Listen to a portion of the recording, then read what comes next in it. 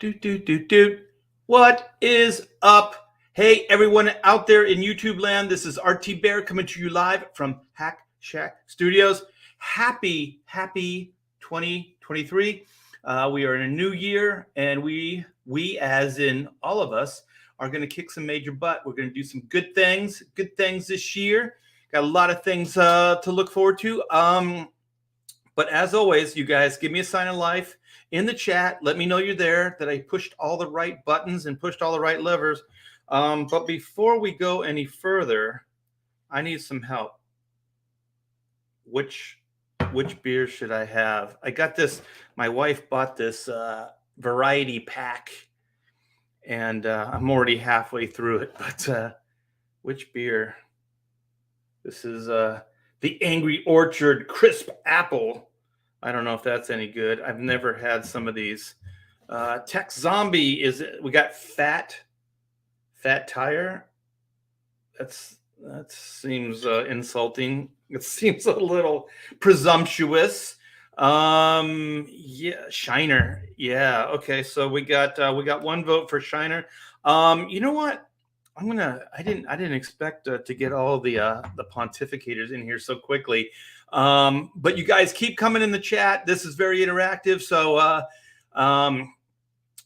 yeah, feel free to chime in, help us out, give us topics, feed us with your humor. Yes. So let me see. Who do we got? We got first come, first serve here. So first come, first serve. One of the best inkers in the business, and now penciler storyteller. We got Rob. I knew it was me. One of the best inkers of the business. Now a new penciler. Wait, that's me. Storyteller extraordinaire. Yeah, Rob Hunter. How are you, brother? I am doing fantastic. How are you doing, Art? Good. So you're still in the storage unit, I see.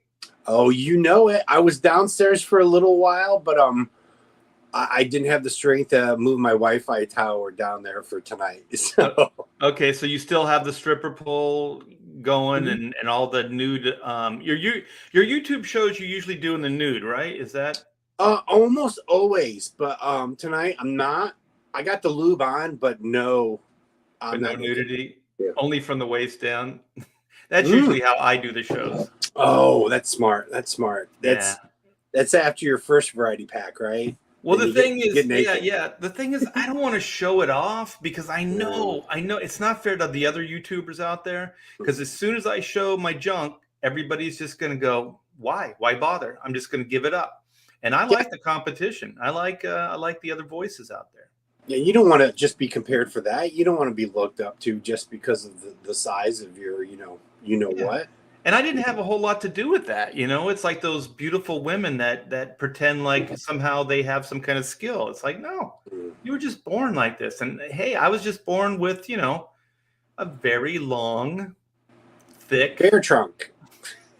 Beautiful bear trunk. Bear trunk. Oh, well, I could go on forever with you, Rob, but we have some other people, and I noticed the next in line kind of already bowed out. So let's bring in, without further ado, one of the mainstays, the backbone of the Pontificators, the go-to guy, Comic Book Bob, holding up the house. Yeah, how you doing, brother? Hashtag butt stuff. Butt stuff. Butt stuff. Is that some of that? Is that some of that toe beer of yours there, Art? Yeah, it's Tire. Which one are you talking about? Fat Tire. I got Angry Orchard here, and I got Fat Tire, which I've never had, and then I have the Go-To Shiner, which I've had before, but who knows? And so.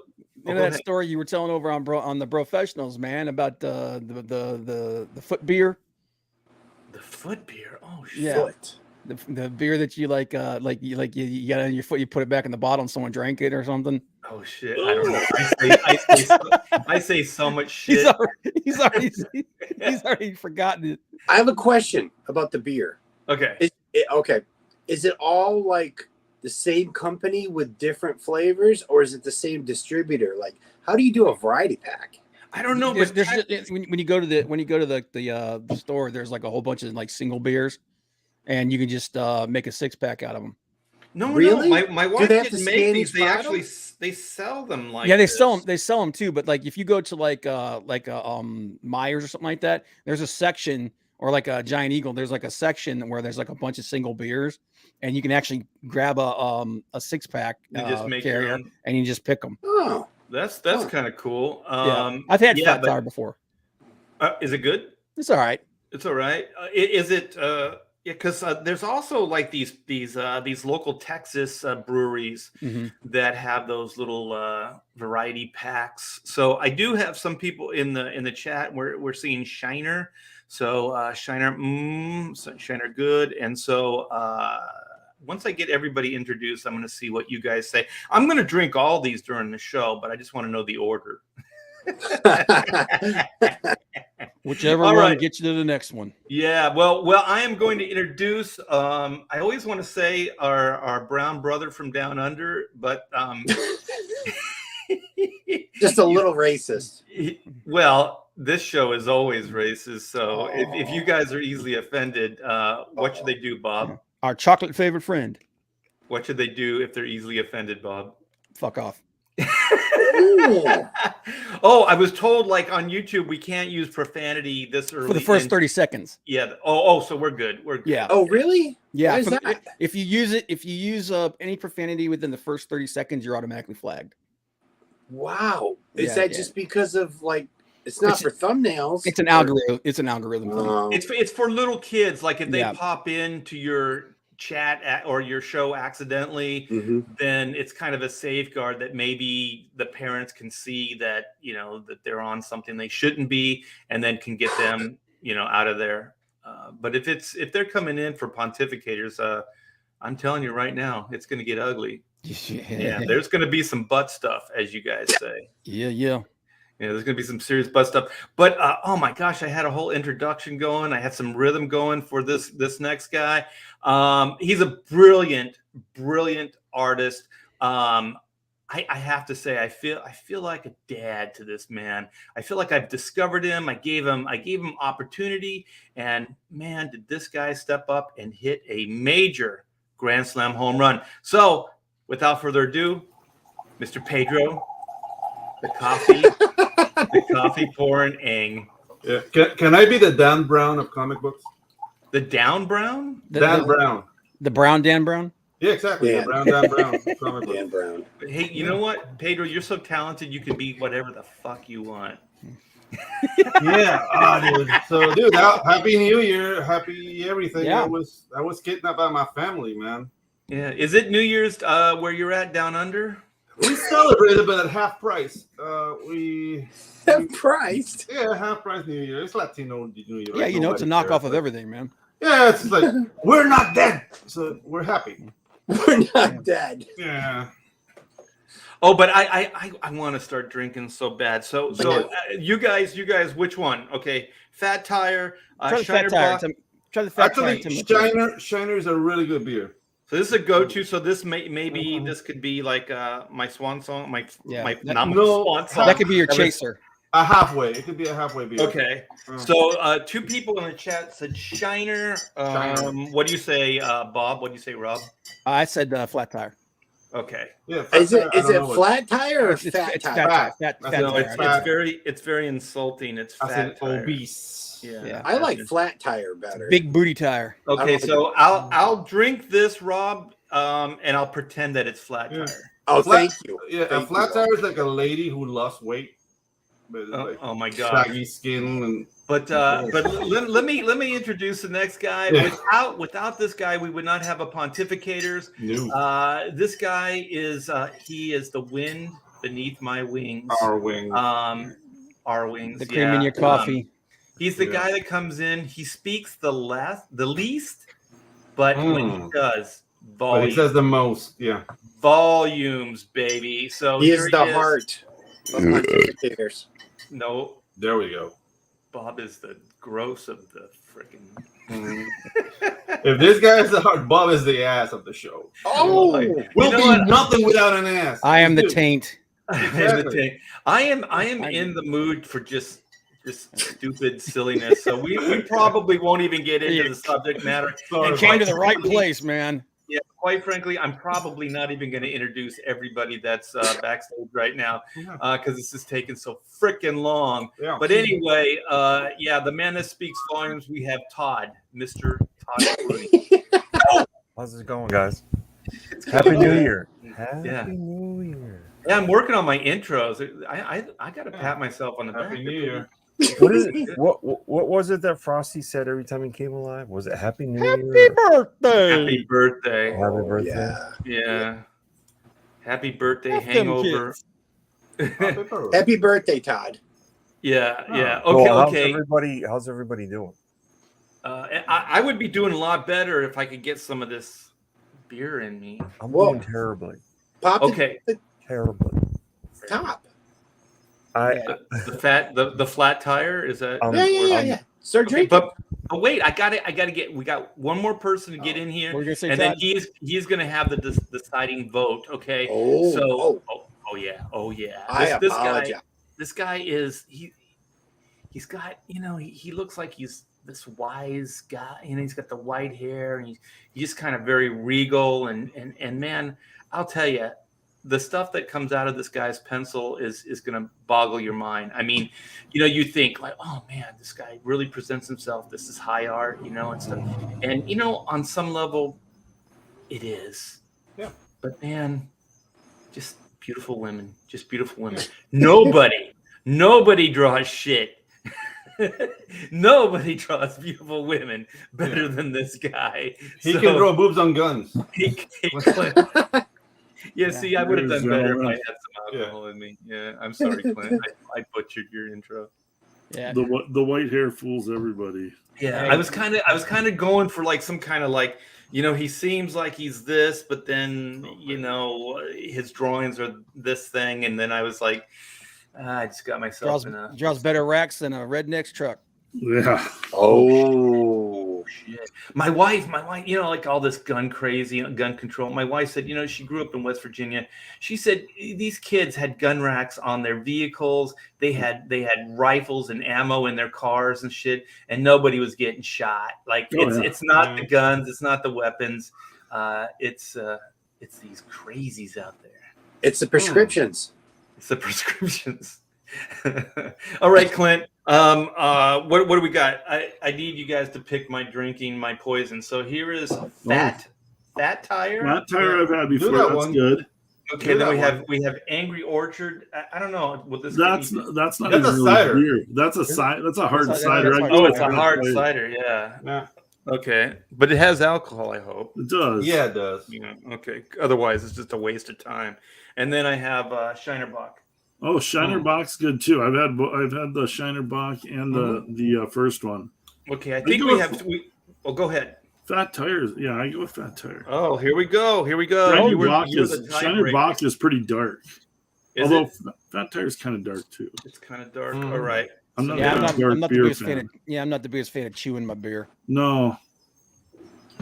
Like What, Guinness what or I whatever. like is floating on an inner tube in the sunshine on a lake with a case of Busch Light.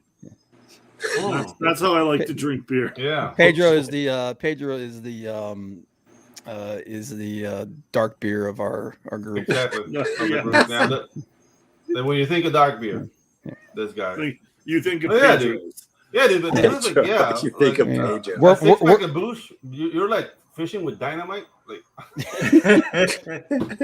I've actually done that before. Oh, yeah, have you? It's not fun. Yeah, we used M80s. yeah, nice. Do they come flying out of the water? No, No, the pressure causes them to float up.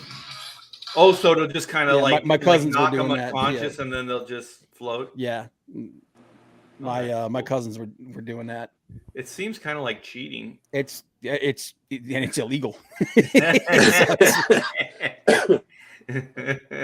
All right. I think Marcus he's ready to go, man. The Joker pregnant. Where's the baby going to? Actually, in I a actually box? read the review of it. It's butt stuff. Oh, no way. Yep, he craps it out. Well, it's like a mud baby or something. Yeah. I think they call it a mud baby, right? It's being called. It's being called by multiple sources, including the so-called, like some of these woke sites. It's being called the worst Batman story ever written. What book is it in? Is it actually in like detective or? It is. It's a Joker It's series. a backup. It's a backup story to what's the book here? Let me find it real quick. Joker, the man who stopped laughing. They That's might the have book? actually published something that even like the woke think is garbage. Yeah, they're like, yeah, it's being called. Some of them are calling it the worst comic book story ever written. Period. What has happened to DC? When like Comicsgate and the Kelly Sue both agree that something is total garbage, you may have finally crossed a line. Yeah. Or there's some sanity. Yeah, maybe this is maybe this is the line. This is the line middle that was ground. drawn. Yeah, and so this is going to bring back the sanity to comics. Like, Well, I'll read. Yeah. So this is the overall opinion of a site called Batman News. Comics are overpriced. Their contents are either sub-mediocre work or feature the worst writers exposing their fetishes. Recently, Batman News lost writer Nicholas French to other pursuits. He claimed that he'd fallen out of love with DC Comics. I'm really feeling that. DC Comics seems like they are written for no one, and no one is really discussing them. Yet, even as more and more people become disillusioned with DC, the company behind the scenes doesn't seem to care. Score 2 out of 10. Wow. Maybe it's sabotage on purpose. You know how there's that Nick Fury book that made George Clooney say he would never want to do a Marvel book or a Marvel movie? Maybe this is someone wants DC to be shut down. An editorial's like, let's just end it. I'm tired of walking in every day and thinking I'll get fired. Let's just shut it all down. Yeah. So this could finally be the nail in the coffin death for nail, yeah. DC. But what Rob is saying, it was by choice. They were like, we can't even pretend anymore. Yeah, that we're going to try to do good comics. So can you guys see this? This is from this story that we're talking about. This is absurd. Yeah. Do you know how he got pregnant? Was it? It was like a Zatanna or something like. Yeah, he was crushing on Zatanna, and she pushes him into a mud puddle and says that no one will ever have your baby, and that somehow casts a spell that causes him to become pregnant with his own kid. Well, I think she was trying to save humanity by saying you will never impregnate anybody. So by doing that, I guess somehow I kind of figured if it was a mud baby that he got impregnated by Taco Bell. That's John. Look how bad the artwork is. Yeah. It's supposed to be like a retro book, like from the past. Was it? This doesn't look like retro comics. This just looks like dog shit. Yeah, you know what? I could put out 10 books a month if I wanted to go retro. Look at that retro is now code for shit books. Art. You say to somebody if they brought their portfolio up and said that they wanted to draw comics and they showed you this, where would you start? I would say it's not really professional yet. You got a little bit of work to do. How about DC? Like DC editorial? How about shot on the site? How must not have to answer to anybody. Yeah. Hey Todd, what were you gonna say, man? The unfortunate victim in all this is your comic book stores. Your comic book what? Stores. Yeah. They're stuck with it. And who's burping on camera? That wasn't me, man. I did that one time as a joke, and that's please don't do that again. That's our brown baby. It wasn't me. I'm having coffee. I'm very debonair. But even like every site that I've been looking at, like that has been talking about this story, has been talking about how DC is incorporating a social justice spin in its classic characters over the past few years, progressing the narrative despite a steep, steady decline in sales. So. Yeah. It's almost, I don't think they're doing it intentionally, but it almost feels like they are. I would just love for somebody to ask DC editors at a convention when they do like their big DC panel, if they ever do it anymore. They don't spend any money anymore. But ask Jim Lee, why are these stories happening? Like, what is the impetus? Like it's a pattern, but why? That's all I want to know. There's a reason behind it. This isn't happening by accident. is it like ESG or is it social justice or like? I mean, this isn't But- even social But justice. what? Getting a man impregnated by a mud baby? How is that social justice? Like, I No, don't see the like connection no, it's there. garbage. Well, it's transgenderism where like a man can have a baby, so you know. Oh. Well, Oh, I'm such a bigot. I'm sorry. I don't even think it's that. I just think it's just bankrupt writing. Yeah, but I Garbage. want to hear an explanation because, like, this is crap. Like, how is this getting through editorial? How is this story getting approved? Because how is there no repercussions afterwards? There's no editorial oversight anymore, man. They just Dude. rubber stamp whatever the hell comes But across the that desk. happens Yeah, for a but reason. I want Clint, to know what the reason is behind Clint, it. Like, do you really know? want an explanation? Do you want pop the hood of that Yugo? That like behind the curtain, like Russian destroyed car. Like, Like, you're whatever gonna find the like a reason chipmunk is. on a wheel like and if maybe Jim a Lee couple of doesn't Coke care, bottles. I if honestly, Jim I Lee don't doesn't think he care, care. I cares. wanna They hear don't. that. I you know? really don't think he cares anymore. I think don't think he as cares. long as he gets his paychecks and as long as you Yeah. know, as long as But- he's okay, and I honestly don't think he cares. You mean Jim Lee? Yeah. I don't think he's making the decisions, to be honest. Yeah, I don't think he no, would wait, make these wait. I don't- decisions. What- Yeah, what- and I agree with you, Clint. Like, I was just thinking, like, oh my gosh, hopefully we don't take this to the grave. Like, so hopefully there's an answer, right? Hopefully all this speculation for like years that we've been going, this industry that we know and we love, you know, we've all dedicated 20, 30, 40 years, you know, into this art form. And damn it, I want to know. I want some fucking answers. You know what I like, mean? why did this happen? Yeah, Well, and like, Because- there's always a gossip network behind the scenes. Like, comic pros like are bored and sitting in the room drawing all day. So guess what they like to do with each other? They like to gossip about what's going on. Yeah. You guys know this. So like, I mean- eventually these stories, I would think, will break out somehow. But I would really love to know like what the whys. Yeah, Because yeah. it's I was just thinking that would be so awesome. Actually, if somebody, this is those things in life that never happen, right? Yeah. But if somebody was forthright and could actually go, well, this is exactly why we're doing it, X, Y, Z, and then all of us can finally go, oh, I don't know. What were you Like, gonna say? I kind of enjoy the mystery. Like, to me, like finding out, I like, don't. like No. watching two people having sex in the office, like two really unattractive people having sex in an office. That's yeah. But that's what this is also Pedro's saying this, but he is not giving DC any of his money. Nope. Yeah. No. But Well, Nope. I mean, look at the people that are writing for him, man. This book was written by Matthew Rosenberg. But then the explanation is how are these specific people getting hired? Like there's an agenda. There's a clear and obvious agenda. Yeah. But where did that agenda come from? Who's pulling the strings behind this? I don't, like Art said, this doesn't feel like Jim Lee at all. Like this is Jim Lee washing his hands of something and just somebody else has power at DC and is making these decisions. At the time it was that one lady. And now Rose. Is way past that. She's gone now. So She's whoever gone. took over for her. No, they got I mean- that guy, that social justice something Rose. Yeah, but he left recently too, didn't he? Yeah, but you know what? I mean, he was there long enough that he could have, you know, laid out the business model for this, new paradigm, this new SJW paradigm, and then just took off. And then, you know, they're just going to, you know, continue with it. Because other than, I mean, who came in? Who's the leader that came in?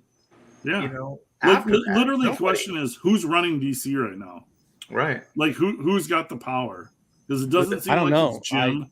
Honestly, Most people can't even name editors at DC anymore. I mean, the way those books look, it looks like a lemur is running DC right now. Yeah. Well, I don't know. No. Art, you would do you know like were the page rates when it was the Vertigo books, were they a lot less than the superhero books? Oh yeah, yeah. So I think that's part of it. Part of it is Hmm. you have a bunch of editors who don't know superhero comic books. Who are lit majors, because we all know all the editors who quit when they moved to the West Coast, and then more editors, any of the experienced editors, all were fired.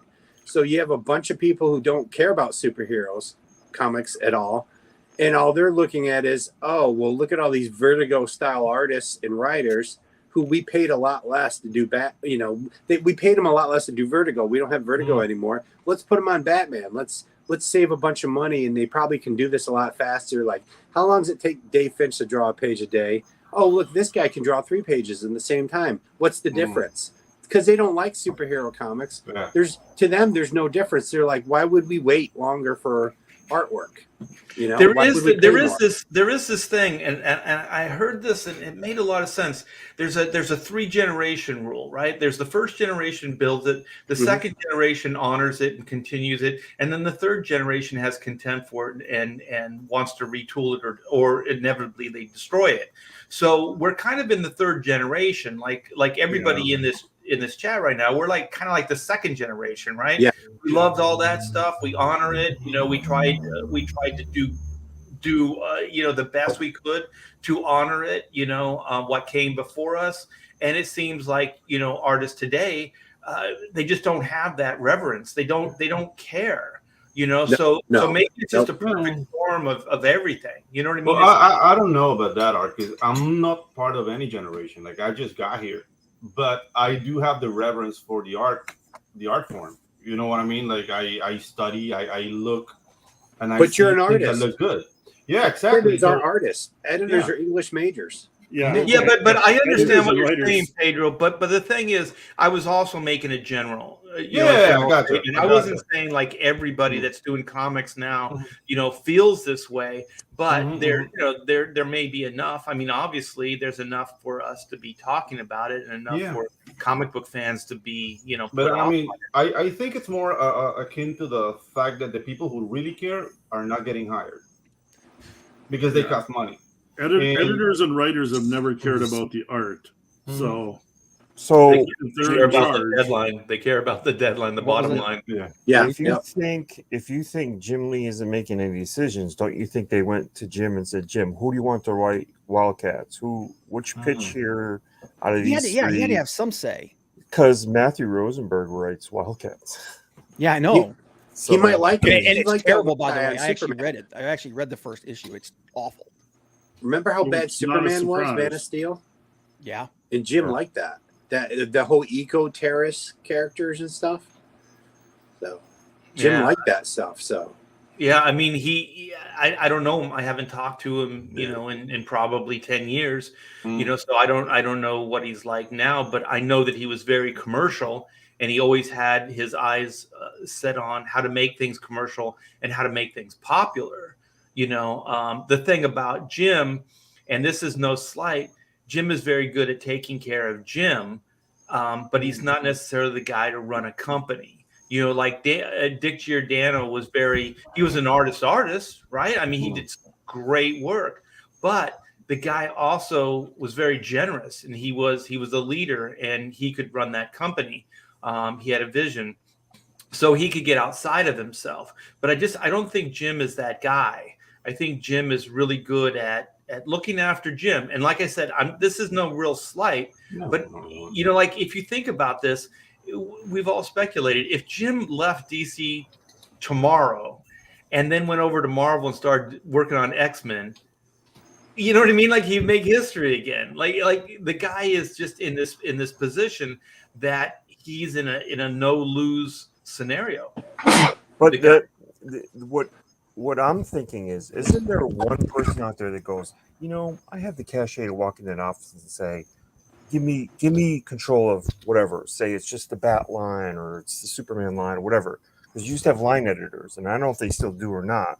I don't know. Like, hey, let me see what I can do. If I can up sales by 15% each quarter, then let me take more control or reins or whatever. You can't tell me there isn't somebody thinking like that. Like, man, I know I could go in there. I don't think they care about no, sales. because if you fail, you get fired. I'm okay with that. I'm okay with getting But fired that's you. if I don't. Yeah. Yeah. But the That's thing you. is, Todd, that's a great idea. And if anybody's listening and wants to be an editor at DC Comics, that's a great pitch to get hired, right? If I don't do whatever, and this is what I'm going to, this is my plan, and if I don't execute this, then feel free to fire me. But I am confident that I can bring up the sales on whatever you give me by 15% or whatever it is. But the thing is, it's kind of like Rob said, and just the way people are, they're very cowardice, and nobody really wants to put their neck on the line. But my thing is like what's going to be left?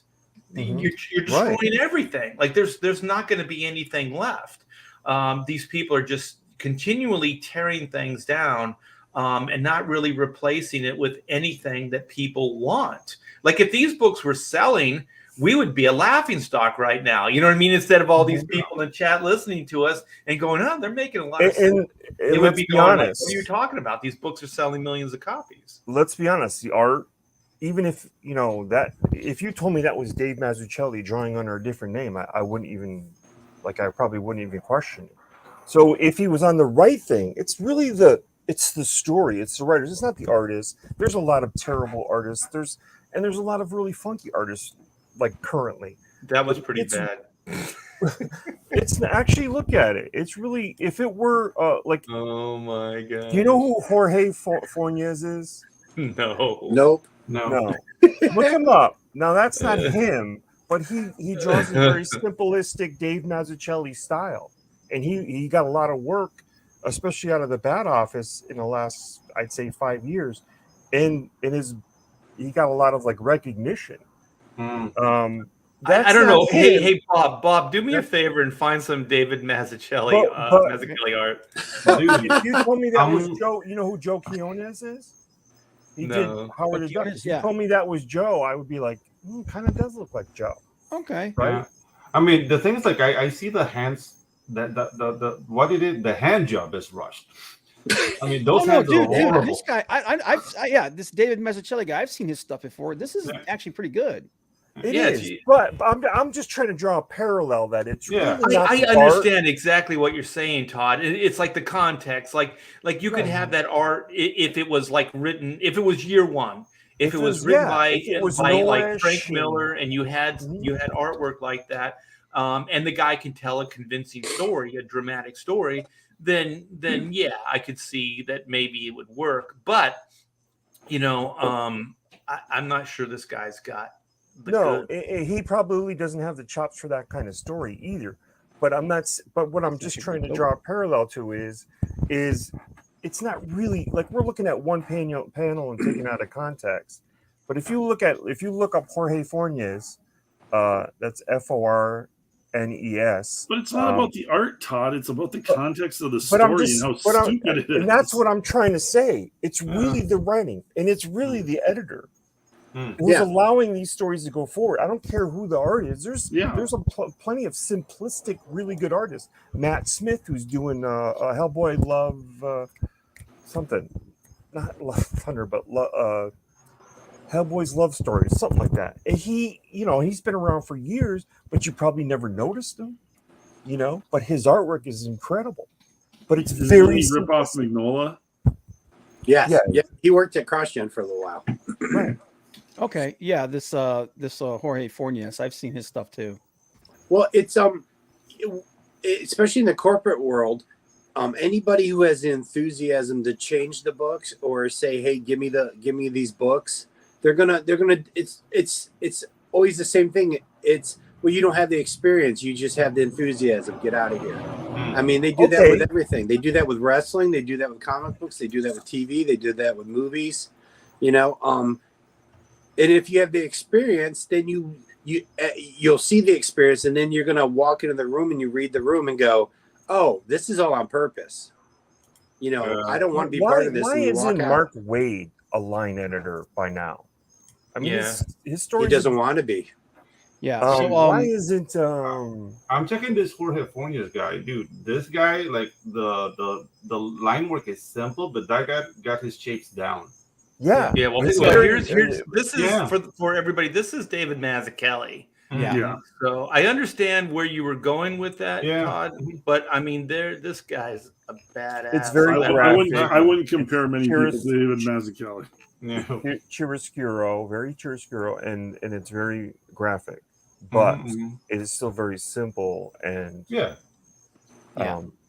well, dude, and I think you're I think you're onto something here, man, because I'm looking at, like, I'm on DC Comics main site right now, and I'm looking at the books that they're providing sneak peeks for in the next for the next week, and it's literally Tom Taylor's friggin' Superman, son of Kal-El, Batman, which obviously they're always going to do Batman. Tim Drake Pride, Tim Drake special, and DC Pride. Oh, awesome! Like these are the sneak peeks that they have in there. It's like that. Those are your top books, and then you've got Dark Crisis, which is like their big crossover right now, being written by Matthew Rosenberg and Stephanie Williams. Look at Bruno Redondo. Very simple. That was one of my favorite books of the year. Was like Night out of DC. The only thing I read actually out of DC was Nightwing. Nightwing was a really good book. It kind of went off the rails when they brought Superboy or whatever his name, John Kent, in there, and then whatever, it is what it is. But anyway, Nightwing was like he was given Alfred's money, and so he was trying to think, well, what would I do differently? I don't want to do just like Bruce does. I want to really change the city. And then the city came hard back at him. You know what I mean? So it was really, he doesn't really want to good. change. Yeah. Well, I want to read Broken M here. Why would anybody put in effort, artist, writer, etc., when they know they won't be punished for slacking? So basically, I don't know if this is true, but like when we were all doing mainstream work, if you're only as good as your last job. Yeah. So if you're not bringing in numbers or you're not doing, like you're not appeasing the artist, if you're working with you're inking and you're working with a penciler or whatever, then you do get fired. So you always make sure your last job is your best. But I don't know what standards there are anymore. When you have books like this coming out, what are you comparing things to? You know what I mean? Like, right. And that all comes down to editorial, right? Yeah. If the keys of the kingdom are in bad hands, then they're getting their friends. And not only that, there's another factor, dude. Like people who look like me can't really get fired unless you want a huge ruckus online. And I'm the only one in this panel who can say that. But dude, like I was watching this Onipress thing, like they tried to fire this girl, and immediately she went like, "Oh, it's because I'm a minority or whatever." So there's this like Damocles sword of people who can get fired. They're really incompetent, but they have this trump card. As soon as they get threatened, they go like, "Oh, is it because I look like Pedro?" And dude, like diversity hires. Yeah, diversity hires. Genius, man. I tell you right now, I'm going to go full Tropic Thunder, man, and I'm going Robert Downey Jr. and I'm going I'm going back to the mainstreams, and I'm going to rule that roost, man. I'm going to take over. Art Osiris. There you go. I almost want to dare somebody like a Rob Liefeld and say, "Oh, you think you could do it, but I don't think you can," and like push him to do it. You know what I mean? Like, The only problem is like there's just nothing in it. Like we've talked about, like Todd McFarlane taking over, for DC, and I think we were pretty much like I think the Pontificators are only ones that kind of say, I don't think Todd's going to do it because there's nothing in it for him. You know what I mean? Like there's no ownership. Yeah, there's nothing in it for him. It's better that he can play, in the DC sandbox and get out. But if he officially went in and said, I'm going to be editor-in-chief at DC Comics, and he doesn't perform or whatever, then okay. So you're talking about legacy, right? Legacy has some value. Failing, if you're afraid to fail, then you'll never have a legacy. But I'm just saying, there's no reason for him to even do it. There's no incentive for any of the older pros that are big names. Like even Jim. Like Jim's not doing anything there. He's just collecting checks. Yeah. So like McFarlane's already making a ton of money. Rob made a bunch of money. Like there's like people do stuff for a reason. Nobody's going there just because, like, oh, I want to draw Superman one last time or something. Right. Like, there's on that note, right? Yeah. Who's the guy who you can say, you know what, I did do that. The last person who actually did that in the comics industry was Joe Quesada. Well, Silvestri's doing it right now. No, he's not. Yeah, he's doing one last Batman story. That's a hot book drawn by a good artist. That's not doing anything for the company. That's doing a lot for that book and himself. That's not what I'm talking about. Yeah. I'm talking about a guy who brought up a whole line, and then after the line, brought up the company. He brought up that company. So you're saying like try to appeal to Rob and be like, dude, you can't do what he did. Do it. Show Rob, whoever. Jim, he has it. Jim's not going to do it though. But Rob's a little bit of a hothead. Yeah, Quesada did it still. Quesada did it still in the heyday of the '90s. Like this ain't the '90s anymore, guys. I know that. I know. Well, I'm going to tell you, but we're not talking about the '90s numbers either. We're just talking about 15%. Right. No, fucking easy. You make a lot of sense, but I'll tell you the difference between Quesada, Rob, and Jim, and all these other people that we've been talking about. Quesada is not. He was never a monthly guy. He was never a guy that really enjoyed doing monthly comics and things like that. As soon as if you think about the length of his runs, like he might have 6 issues in a row that took him forever to do. Like he's not that guy. He became a cover artist because he was after the quick glory, right? I'll do a bunch of covers. I don't have to do as much work, and then I can get all the accolades. And mostly, if you look at his career, it's been built on like little miniseries that got a lot of hype, and then cover art. Yeah. But then I was at his studio, and he moved right across the street from Marvel Comics. What he always had in mind that he was going to do exactly what he did. I think he wanted to run these studios. I think he wanted to be that guy. I think the art was a means to an end. You know what I mean? Like it was a way to get there. But I think he was always grooming himself to be that guy. So to your point, Todd, like if you could find somebody like that, you know what I mean, that wants that position, that's already groomed himself or got himself in that position. I know groom's kind of dirty. What's that? Can you please refrain from saying grooming yourself? That sounds like masturbation. Oh, really? Hey, Art, click on that picture I just shared. Well, we all do it. That is we do. Yeah, this is the current editor in chief at DC. This is Marie Javins. Oh, look at how adorable. Yeah. Yeah, this is and her before that she was associated with Marvel and a group called the Tashkila Media Group. Okay. The what? The Tashkila Media Group. It's basically a it's a Middle Eastern funding and investors group. It's a Kuwaiti Tashkila Comics is a Kuwaiti comic book publisher and a division of Tashkila Media Group. Do you think their money is what's keeping DC up? I don't know, man, but she's got ties in the Middle East, so. Oh, this sounds like a poppy seed ring. Like they're moving like heroin or something. And granted, I don't think the people I've mentioned are the people that could do it, but there might be somebody out there. You know. So you heard it here, folks. What was the guy's name that handcuffed himself to Valiant Comics for a long time? Shanesh. Was it Shanesh something? You know, but he had good ideas, but he couldn't get the talent to jump over there with him. Well, you speak of Valiant, like there's Bob Layton. I mean, Bob Layton ran Valiant for a while, and he did pretty good. And I don't know if he has any talent. He could probably, if he could. But the thing is, like when he ran Valiant, he was still kind of in the trenches, and he still had connections with a lot of the guys that were, doing important work. But who knows how far out of that loop, he is.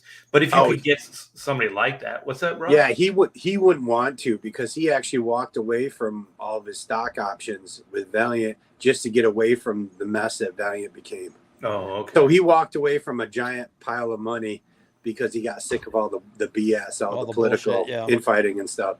So I'm pretty sure he would never want to go back to a giant mess like that. Can you imagine? You look at DC and the mess it is. Anybody who's qualified to take over that position, because obviously the people above you have to hire you, and if you fail miserably, it's also their job is in jeopardy. Anybody who could do that position could do that position in other companies and with way more success. If you looked at where comic book market is and where DC, the train wreck that DC Comics is, and you have the experience and the knowledge to take that over, why would you? Why would you take over the the For train your wreck. legacy, Rob. For your legacy. No, nobody cares about No, that when nobody when cares. we're talking about millions of dollars. Mhm. Unfortunately, I mean, whoever takes the reins of DC, if he wants to make a difference, he has to take the Genghis Khan approach. Just behead everyone in the public square and start from zero. Did you hear Ethan Van Sciver has this great thing? Wait, hold on. It's so funny, man. He goes, if I was put in charge of DC Comics, the first thing I'd do is I'd fire each and every person, and then he goes, and then I'd fire myself. Yeah, exactly.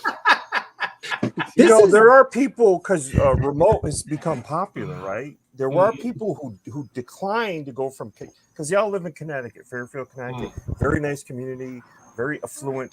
So when they moved to Burbank, they didn't want to go, so they kind of took a severance kind of package, a retirement package. The Paul Cooperbergs of the world and stuff. A lot of those guys, you know what? Hey, come back as a remote worker. Why? You know what? That's I don't think those guys reality. have their. I don't think they have their fingers on the pulse. I don't think. No, those guys, they don't. They don't. Yeah. They don't know the current trend and the current product and stuff. Yeah. But All they this could gets me thinking: is DC worth saving? Like you guys are trying to find some savior or something. Is it even worth saving? Like comics, it's always worth. comics saving, don't matter. They got the Superman, IPs for the Batman. movies. They've got the always IPs. They can sell. They make more money selling Batman underoos. It's always been said. You make more money selling Superman T-shirts. It's but nobody cares about the comics. Nobody's trying to save it. Nobody's gonna show up to save it. Here's the thing, though. If you could still make money with comics, though. So as long as you can, no, you comics can. Have been losing money they're for not 30 years. They're not, but you can. It's just that they're sucking balls at it right now. But what Todd, I kind of agree with what Todd's saying. If you could find that one maverick out there to go there with big enough balls and say, listen, give me this section of books to start with. I'll increase the sales on it by 15%.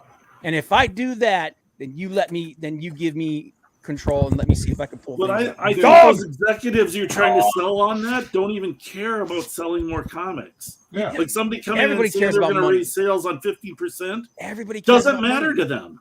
You know, the thing is, what I'm getting from this, I really want Todd to be right, but I keep going in the Clint's like. It's just that's where I am too. But it's like it's just done. I mean, but you know why you want it to be right? Because your love for it. But you're not alone. You're not because alone. These characters mean a lot. There's a lot of people who go, "Oh, they're fucked," right? They're fucked. Oh God, they'll never escape. They're like in a spiral and they'll never escape it. But there's always a way to escape it, and they just won't try any. Like they didn't. I said the European model would work a long time ago. And they just won't even try it.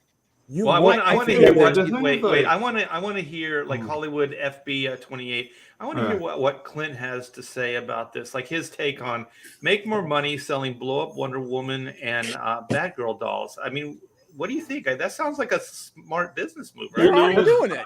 I don't like those blow up dolls. I don't know what the overhead costs on those are, but I mean. That's very 80s. If you can make it efficiently and keep your overhead low, and you got the, and you can deflate them so it's easy shipping, I guess. Yeah. You want to make sure you're not losing your money on shipping and latex and whatnot. But you make a decent looking blow up doll. I mean, in California they have carpool lanes, so they can make the their money market's back there. in carpool lanes. Yeah, I mean the blow up doll is an 80s item. Right now, you have like real dolls, like you put them in a warm the money's bathtub. in the real dolls, man. In the real dolls. You make a real doll that looks like Gail Gadot that's dressed like friggin' Wonder Woman. There's a whole lot of lonely guys. Yeah, out but there. listen, you gotta start somewhere, man. There's not even going to be Wonder Woman anymore, man. They all got like you know how simple the whole thing would collapse. By the way. With blow up dolls? If someone went in there and said, we're not doing variant covers, 0 variant covers, whole thing would collapse. Because that's right now what keeps them afloat is variant covers. That's also what keeps a lot of artists with Mr. Wing just said like the comment of manga is doing great. So people will never do 0 variant covers. Yeah, dude. And people are still reading comics. They're just not reading American comics because we're getting the Joker. Two different audiences. And they don't have any gimmicks. They don't use any gimmicks. The American market. You know what they do? They put together telephone books full of different stories, and it's a monthly thing. and you And know what I mean. They have a newsletter, and the mangas that do great in the Shonen Jump get their own mangas. Yeah. So Well, it's all there's about something merit. there's something we're overlooking is that That's it. I think like manga and things like that, people read that for entertainment. Yeah, They exactly. it's disposable. They get in, they get out, and that's how comic books used to be. They were Yep. disposable entertainment. But what happened is collectors came in, and I'm not judging anything, right? It's just an observation.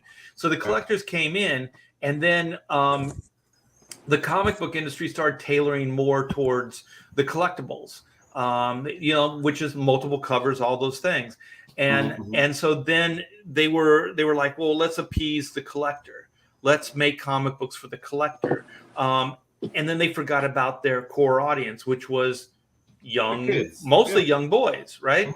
And so then it was more adult males with disposable income. That wanted more adult comic books and wanted collectibles. So that's the way they went. But manga, I mean, there are collectibles that are attached, but only if there's success, right? They'll license things off and they'll do stuff like that. But pretty much it's just entertainment. Like my daughter loved that Fruits Baskets, right? Like she got all of them, she read them, she enjoyed them. But they were just like, she didn't go, oh, I'm going to cherish this. She was never like that. She just kind of threw it, in the corner of her room, and then waited for the next one, and then just read that, and then just kept moving on. There isn't that kind of reverence with it. Dragon Ball, for example, has a huge following, and that's something that started with a manga, then became an anime, and people collect the statues. So yeah, there's some series that are going to excel because they're really good. Yeah, there's that. Like I said, the popular stuff. The popular stuff will always translate into other things because it makes sense, right? If something's popular, then you start, you make statues or you do other things. But you don't have like that Joker book where he's pregnant. And you don't slap millions of covers on that and then try to sell books that way. You wait, you put it out there. That's the way comics always were. Like, you just put out the story, you see how the audience responds to it, and then you move accordingly. If they don't like it, then next month you start adjusting, and so on and so forth. They just don't do that anymore. There's no merit involved anymore. There's no what? Merit involved anymore. Right. Well, I want to speak to the hypocrisy of this whole industry, right? There's only one guy that does variant covers that draws terrible women. And if you notice, you go to all his covers, rarely is there a woman on his covers. It's Dave Johnson. Everyone else in this business making money draws beautiful women. How dare From you? Archer, Dave Johnson is a beautiful man. from Archer to Adam Hughes to Art Adams, they all draw beautiful women, and they're all making a killing in the industry still because their covers are on those variants. Right, so maybe it's retailer exclusive variants, maybe it's, but it's a hypocrisy because that's the stuff you don't want on the inside, but you're selling it on the outside. On the That's a bunch outside, of yeah. bullshit. Yeah, there's no content. Yeah. There's just a flashy cover, but no content, and that's the collector. That's what I'm saying. That's the collector mentality. And then even the retailer will buy books based on multiple covers. So what do they call it? Predatory business practice. Yeah. So they'll tease you with, like, if you buy X amount of this book, then you get this one variant or whatever it is. And then maybe if you can sell that variant, you'll break even. But the thing is, what the retailers aren't realizing is, like, just buy the good books, the books that sell, and don't placate that predatory, business practice, and see what happens, But the thing is, a lot of retailers are fans too.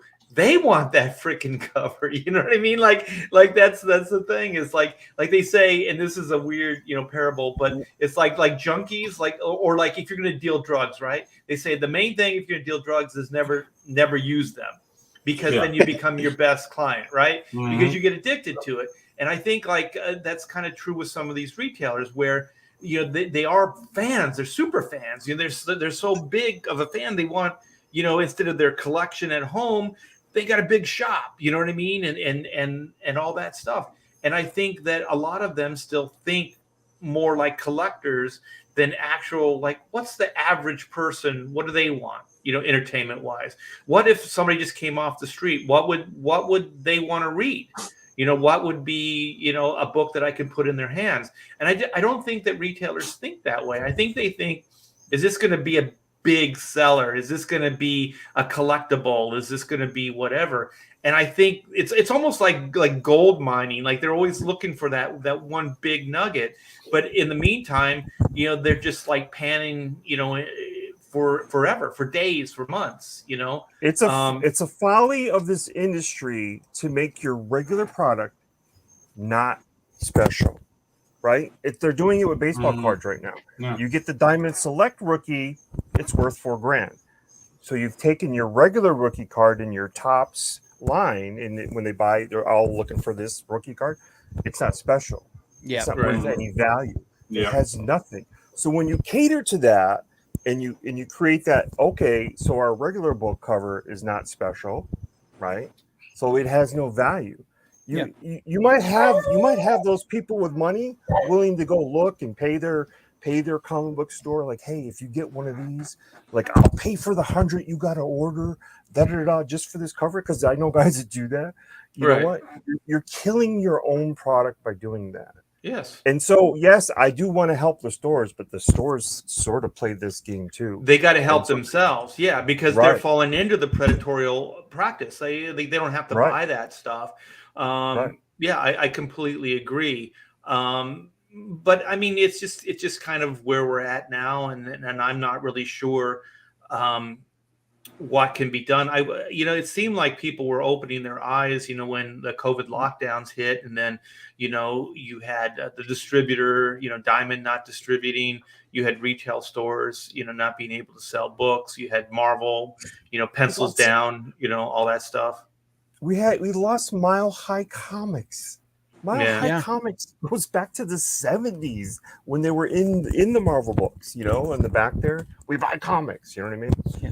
How do you lose Mile High Comics? You don't think if they actually put good creators on these books and weren't crapping out like an extra 50 crap titles a month that they don't need, if they actually put top shelf creators on these books, and the buzz got out there that, oh crap, this thing's actually really good now. And this guy that, remember this guy that I loved, from 15, 20 years ago? Now this guy, he's doing a book. Hell yeah. You don't think that would slowly bring people back? They can't do it. They don't have the money for the investment. Yeah. They already tried that. If you kill the books that aren't making any freaking money, but those books are still they're selling a certain amount of copies, and the comic book stores are still selling a certain amount of copies. They've always said that comic books are underfunded. Yeah. And if anything, when Disney bought Marvel, they chopped the budget, their operating budget, by 20%. I'm pretty sure they did the same thing with DC when DC got bought, because they fired all those editors. Okay. You can't, and now artists are slower than ever. So you could try to hire all those guys back and try to get them to do 8 issues in a row. But the amount of money that you have tied up in those books, that's why you have all these shitty variant covers and stuff, because the return is faster. They don't have the money to invest a year into a line before they ever start seeing a nickel. Well, and there's no promise that the comic book stores will catch on in the beginning. So, I think here's the they're thing, in a loop. I'm talking about taking this thing back to bare bones. I'm talking about chopping it back to like 20 titles or less. Yeah, but the other thing, Bob, that you're going to take the stores would close. Yeah. Too many stores would just say, "Okay, we're done." Yeah. If we only have 20 books to sell, we're just done. And also, Bob, that's a long game, right? That's definitely the long game. Who's going to gamble? Yeah. And it's going to be longer, because these are companies that be calling bigots and racist and Nazis to their own customers. So I definitely think it would be a only start. Crappy books. It's I think it's a great idea. I think it would be a great start. I think in the long run, I think it would. I honestly, I don't think anything is going to stop the eventual decay to the point where they're going to have to adopt a different model. Eventually, they're going to be forced to. I don't think so. I think they'll always print at least a few books, like core books and stuff like that. Everything else will be back issues and things like that, and then maybe I think they're going to maybe outsource. like Todd was talking, the European model. They'll be forced to go to something like that. You know what I would do. You know what I would do if I was let's just say DC, okay, Marvel too, but they have such a backlog. I would find the most relevant storylines. I would find something that I thought was the most commercial thing to do, and I would sell it to the normies. I would make a conceited effort, a concentrated effort to sell to them, and I wouldn't necessarily placate the retail stores. I love those guys, but I think they're part of the problem. I would try to get into mainstream outlets, and I would do it with the most mainstream product I could. And they already have it paid for. They already have it all done, and I would do it as cheap as possible. It's already paid for. Right. Mm-hmm. So I would make the floppies as affordable as I could, and I would make them accessible to children, and I would get them in the highest profile places I could. I mean, comic book shops can carry them as well. I wouldn't say it was an exclusive, but I think if you could do that, then you're not talking about a big overhead like Rob was saying it wouldn't work, and like you were saying, like, you know, Bob, like, because the investment they're not going to make it. They're not going to make that investment. But if they made the investment in trying to put energy in retail stores, if they put the effort in selling the product versus building like new product, because the thing is, it's very costly. Like it's expensive to do, like Rob has said. It's expensive to do. Also, just to back up Rob, when was the last time you were 3 months in the can? Like DC, especially because that's the last one I worked for, they didn't have 3 issues. You were like doing a book, and then it was coming out the next like week or so. Like they were so far behind because they didn't have the money to invest in like 2 to 3 issues and have them in the can. Inventory books, thing of the past. They didn't have the money. So the thing is, I would put all my money in sales. I would get the most progressive salespeople I could find, and I would get connections with all kinds of outlets, and then I would still play long ball. But it's like you put your money in the sales versus money in the product. The product's already paid for, right? Just reprint it. No kid's gonna know that book was done in the 80s. You know what I mean? It's the first time they may ever pick up a Superman. I don't know, man. Do the John Burns Superman stuff. Holy shit, man! Oh yeah. Do the Man of Steel stuff. That's a great introduction. You know, all that stuff. That's what I would do. How about digital monthly in only trade paperbacks and hardcovers for comic book stores? Oh, Todd's gonna get something. I would give up on the monthly. Well, what or do digital monthly. I would do like a Shonen Jump thing where you've got exactly in old form, you've got a digest with like 5 or 6 different comics. CrossGen tried that, and the boss said he could build a house with all the books that didn't sell.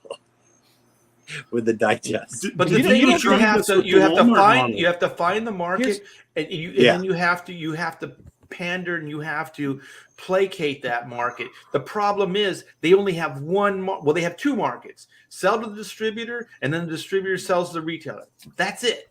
That's it. Mm-hmm. Isn't this what the Dio tried with Walmart though, with those like oversized books with one new story and then like 4 backup stories? You know what though? They didn't do it right. They didn't really work with them saying like, listen. Yeah, but what's the right way to do it? Put the damn things. It's kind of what you were talking about. No, you know how like when you walk up to check out aisle, there's a set of magazines on the side. Yeah. Thomas says we want our books there. Yeah, they couldn't afford. Yeah, guess what? You don't tell Walmart. Guess what? You don't tell Walmart how to run their business. You buy those spaces. Look, you might end up taking a loss. That's more money to put into it. You might end up taking a loss on the books that you put in there. Yeah. But at least they're in there and people are seeing it. Yeah. They're visible. Yeah. Well, this is what I always say. This is what I always say. DC Comics used to distribute Marvel in the 60s. Okay. DC Comics is Time Warner still. They still have Time Warner. They have Time Magazine. They have all these magazines that are always at the checkout, People magazines, whatever. They have them right at the checkout. if you already have that connection. I know that the Archie Digest and the Disney Digest do pretty well. So if you could make it cost effective and you could get that in a highly, visible area, highly trafficked area, yeah, high traffic area, then you would have more of a chance. But also, this is the problem with this industry. They never play long ball. They never do. They have an idea. They do it for 6 months, and then it doesn't pan out, of course. And then they just go, it didn't work. We need to do something else. Like the New 52 was a good idea, but they did not execute. They didn't stay with their original pitch, the business, the mission statement. They didn't stick with it, and then they didn't follow through for the long haul. Like Iron Man, so I'll be right back. It doesn't All right. help that the costumes were created by one person, and it just, I don't know. They looked cool and all, but they all looked the same. Like they were all wearing armor. They were all because all the characters, all the New 52 redesigns were done by Jim Lee. Yeah. Oh, I see. No, I'm talking about not necessarily the books themselves. I'm just talking about the mission statement, the idea behind it. Yeah. Where they were going to do like digital. They took out commercials for digital. They had like, we're going to do one and dones, right? So we're going to do one and done books. They had certain like mandates. And then as soon as Batman and that the Court of Owls and all that stuff started taking off, then all of a sudden there's crossovers again. Then all of a sudden, all the books are merging with other books, all this stuff. You just can't do it. The one thing that they did wrong with New 52 is they said that they were going to make more adult comics. And then they also made a declaration and said that kids don't buy comics. They said that kids don't buy comics. As soon as you say that, you're fucking done. Like kids don't buy comics. Who's gonna buy comics? The guys that grew up on them. Well, eventually they're gonna die. Hey, I know. That's why I hesitated, Rob, because that's what I'm talking. You were about. thinking me. I was thinking. Well, I was looking at Clint when I said So it. But. I want to bring up. Way to bring the room down, Art. I want to bring up something Bob said that is working, right? And it's, and I get it. It's a return of somebody, but it is two guys that have worked together in the past, and their book is in the top 10 is John Romita Jr. Yeah. So that's kind of what he was saying, is like, put two guys together and or let's experiment with you come to us, you pitch us something that you really want to do, you two guys that are really good, or something like Heroes Reborn. Mm-hmm. When Marvel did, I mean, don't get me wrong, the Heroes Reborn books were dog crap, but they were super popular and they sold really, really well. Mm-hmm. Do something like that. Go to I don't know, like who's like a big top they're kind of doing it. They're kind of doing it with Sean Gordon Murphy, where they basically just gave him like that the whole White Knight line to just do whatever you want. Very successful line. Very successful. Probably the most successful thing before Silvestri's Batman book came out. Right. But why not do something like that? Marvel was Jim Lee was going to be editor-in-chief of Marvel, and Jemis chopped him off at the legs. So it's it's corporate BS, right? Where there's always somebody that's going to try to F you. But here's the thing: they're doing this with Sean Gordon Murphy, John Romita Jr. They're doing it kind of sort of. They're doing it with Mark Silvestri right now. You can see that it works. Exactly. Yeah, why aren't you doing more of it? Been drawing that book for like 10 years. Yeah, you can't. You're not gonna tell me that if they went to freaking I don't know, John Byrne, and if Marvel went to John Byrne and said, "Hey, that continuation of your X-Men line that you drew on your own, they tried that everybody loves the crap out of, and they've got that, and they've got that book X-Men Legacy that they could do that in." Which is in the top 50. Hey, Bob, did you just bring up John Byrne? Yeah. Yes. Yeah, we did. I was thinking that when I was taking a break, man. I was thinking great minds think alike, Art. What do you want me to tell you? And they did go to him, and John told him to go fuck off. Right, Yeah. that's what Just I was look at it. thinking. Like John Like- wouldn't have anything to do Like with I it. want to But watch if the you're telling reality me- show of the editor trying to deal with John Byrne behind the scenes. Here's the thing, though, dude. I don't care. I don't care. Especially We're current talking day. about John Oh my Byrne God. was chewing up editors. that's in the not a bad 80s. I idea, can only Clint. imagine what he'd do to an editor today. Well, Why that's not what- a that's what reality you another show. stream of revenue right there. That's it. Yeah, why not a reality show? What goes on in editors? Because You know, John that'd be won't let nothing for someone everybody. videotape him for Yeah, 10 I know. hours. If you- Well, That's it. what I Let's was say- thinking to add to that, Bob, I was Go ahead. thinking Chris Claremont and Dan Jurgens. I think that those guys could still they could still write contemporary stuff, but more for like a general audience. Like the older people would like it, but I think young kids would like it as well. And I think that those guys could actually pull it off. Isn't Marvel like paying Claremont not to write, basically? Kind of, yeah. He's actually writing. Isn't he writing Extreme with He LaRocca? wrote that, like the Legends or the Extreme thing, Yeah, which is and retro. guess what? It's in the top 20. Yeah. They Look, put, look, what was it these Brett, I think creators, Brett Booth drew one of the issues or Dude, something. that was these the legend. creators, yeah, that was Brett Booth did that. But these creators still have draw power. They have a lot of draw power. And if say let's talk now. Obviously, John Byrne ain't gonna work with Marvel ever again. He hates the friggin' guts. You know. So maybe let's see why are they not doing this then, Bob? Why do you think Why- like they Jim are. Lee has the power It's- to go and get these people? Jim Why knows would they? everybody in the industry. Why is Jim not attempting this? He's Why not- would he's anybody not the create guy. What's in it for Jim? See, What's that, Rob? What did you say, Rob? nobody's going to want to I see what you guys mean, and I see a lot of the positives about it, but it's also why we have Comicsgate. Nobody wants to create anything new. If you all those big shots, like look at Mark Silvestri. We know why Mark Silvestri's doing Batman, because he can sell the originals for so much. That's why I would say 90% of the name artists who still work at Marvel or DC, they are only there to sell the artwork, because they know that the Batman and the Superman and all that stuff will sell so well. Well, they're all The leaving artwork. anyway. Yeah, all the artwork and the covers and nothing else. If we want to bring in all these guys to create new stuff and create all these new stories, why would Dan Jurgens want to do any contemporary Superman stories for real? Well, let me When run this by you, Rob.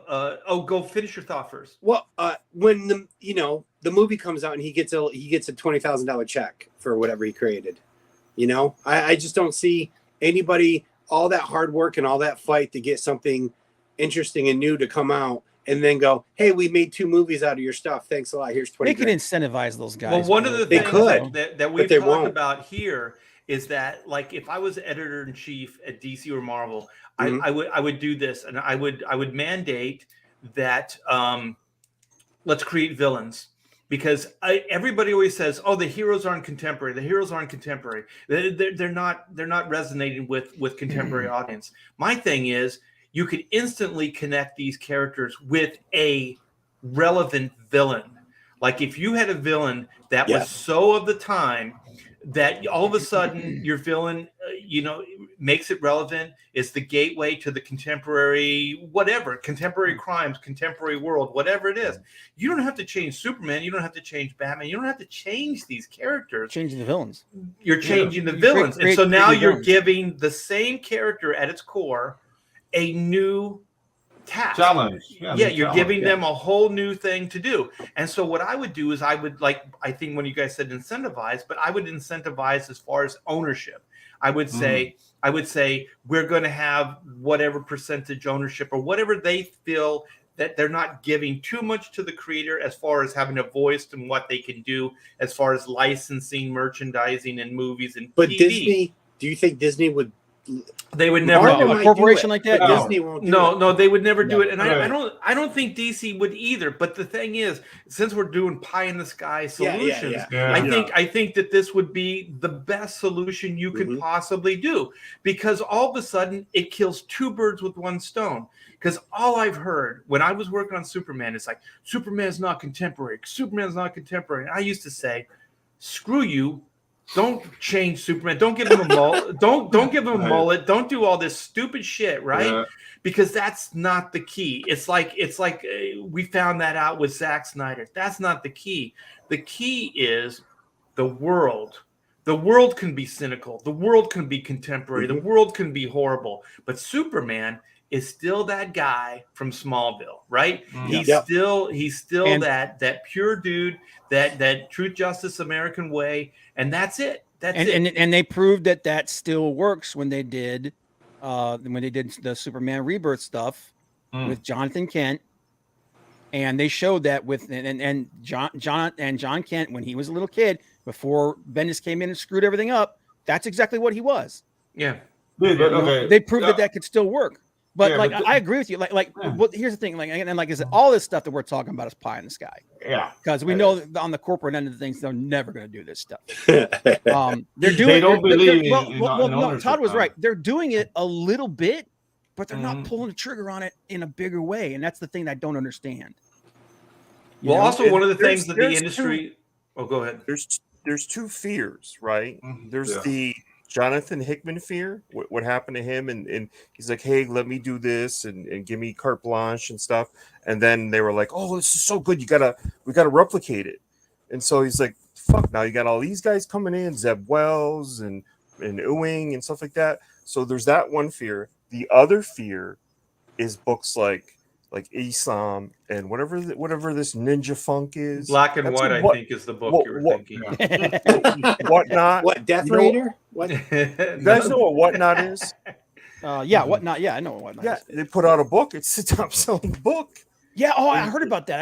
I haven't looked into it, but yeah, They're a site like where you go and you sell stuff, right? Yeah. And they have a lot of artists on there who draw and then they sell it. Or they'll sell it as they're drawing it. Like Buzz is on there. That's his new thing. So he's drawing a Vampirella piece and then he's selling it at the same time. It's almost like a live auction, basically what it really is. So they did this book called Ninja Funk, and it blew out sales for every book. And Crazy. the site is called Whatnot. it's called Whatnot. whatnot. Yeah. Yeah. Why And it's a place where you can buy toys and collectibles and baseball cards and And whatnot. and why And not? what? Yep. I want more Um, what, not. Yeah, I don't want no knots. I don't not want. No knots. Yeah, All the about thing the is what. like, okay, speaking about original characters, you remember that Tablesmith guy? Does he own Internet Gas completely? Is that his? I just have I to don't clear. I just have to clarify. Mullets, Yeah. mullets are not contemporary. Yeah, I know. That's why they weren't even cool when they were pitching it. Remember when Superman had a mullet? Yeah, I it was was- great. I was The against Kentucky it. Waterfall. What? Yeah. What? How dare you? Bitches in the front, party in the back. Come on. Party in the back. Yeah. Yeah, I'm trying good to find it here. times. But no, yeah, I know. There's a lot of people that sell stuff on whatnot. Yeah, dude. I mean, mullets remind me of a time where people didn't know drugs killed you. So, They dude, still don't know that. Yeah. You still don't know that. They it's all still fun. don't know. It was There's a fun lot of time. people living in tents in California that Yeah. still don't know that. Oh God. Yeah, dude. Yeah, jeez. Like, hey, Um, what's that? Mullet. Yeah. AIDS. And all those homeless drug addicts, they all have Yeah, mullets. exactly. They're They all living their have best lives.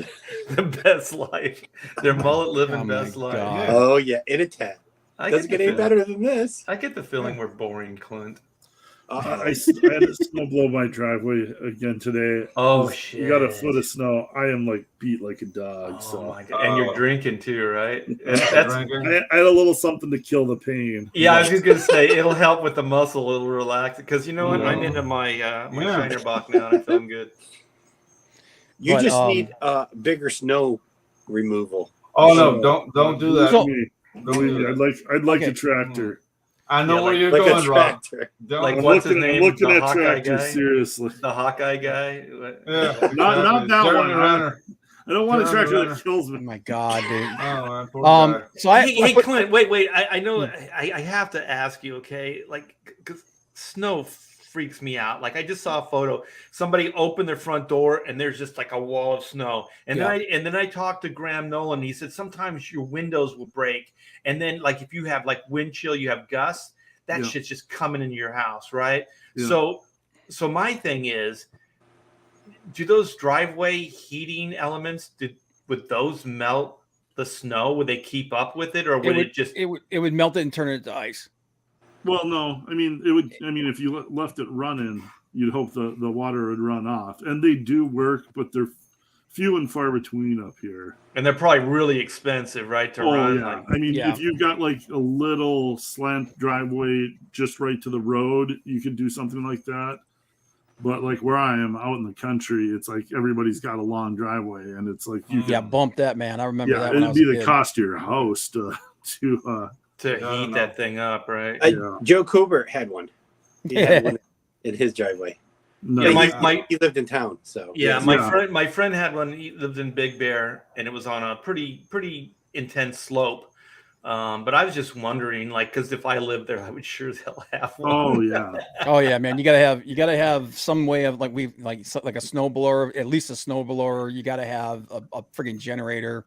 and I've got a long ass driveway. I live out in the country, so it's like shit. When I go to snow, when I go to snowblow, Pedro's like, bump that. When I go to snowblow, it's light out when I start and it's dark out when I finish. So you could get like a tractor or something bigger, right? Yeah, like a plow or something, right? I'm going to of some variety. We used to have when I lived out in a place called Berlin Heights, which is out in the sticks, and we had like a 100 foot long driveway, and we actually had like a little mini tractor with a friggin' plow on the front of it. Nice. So that seems like it would be the way to go if you had a long run. Yeah. I have a question for you guys. Whenever I see white like that, it's cocaine. So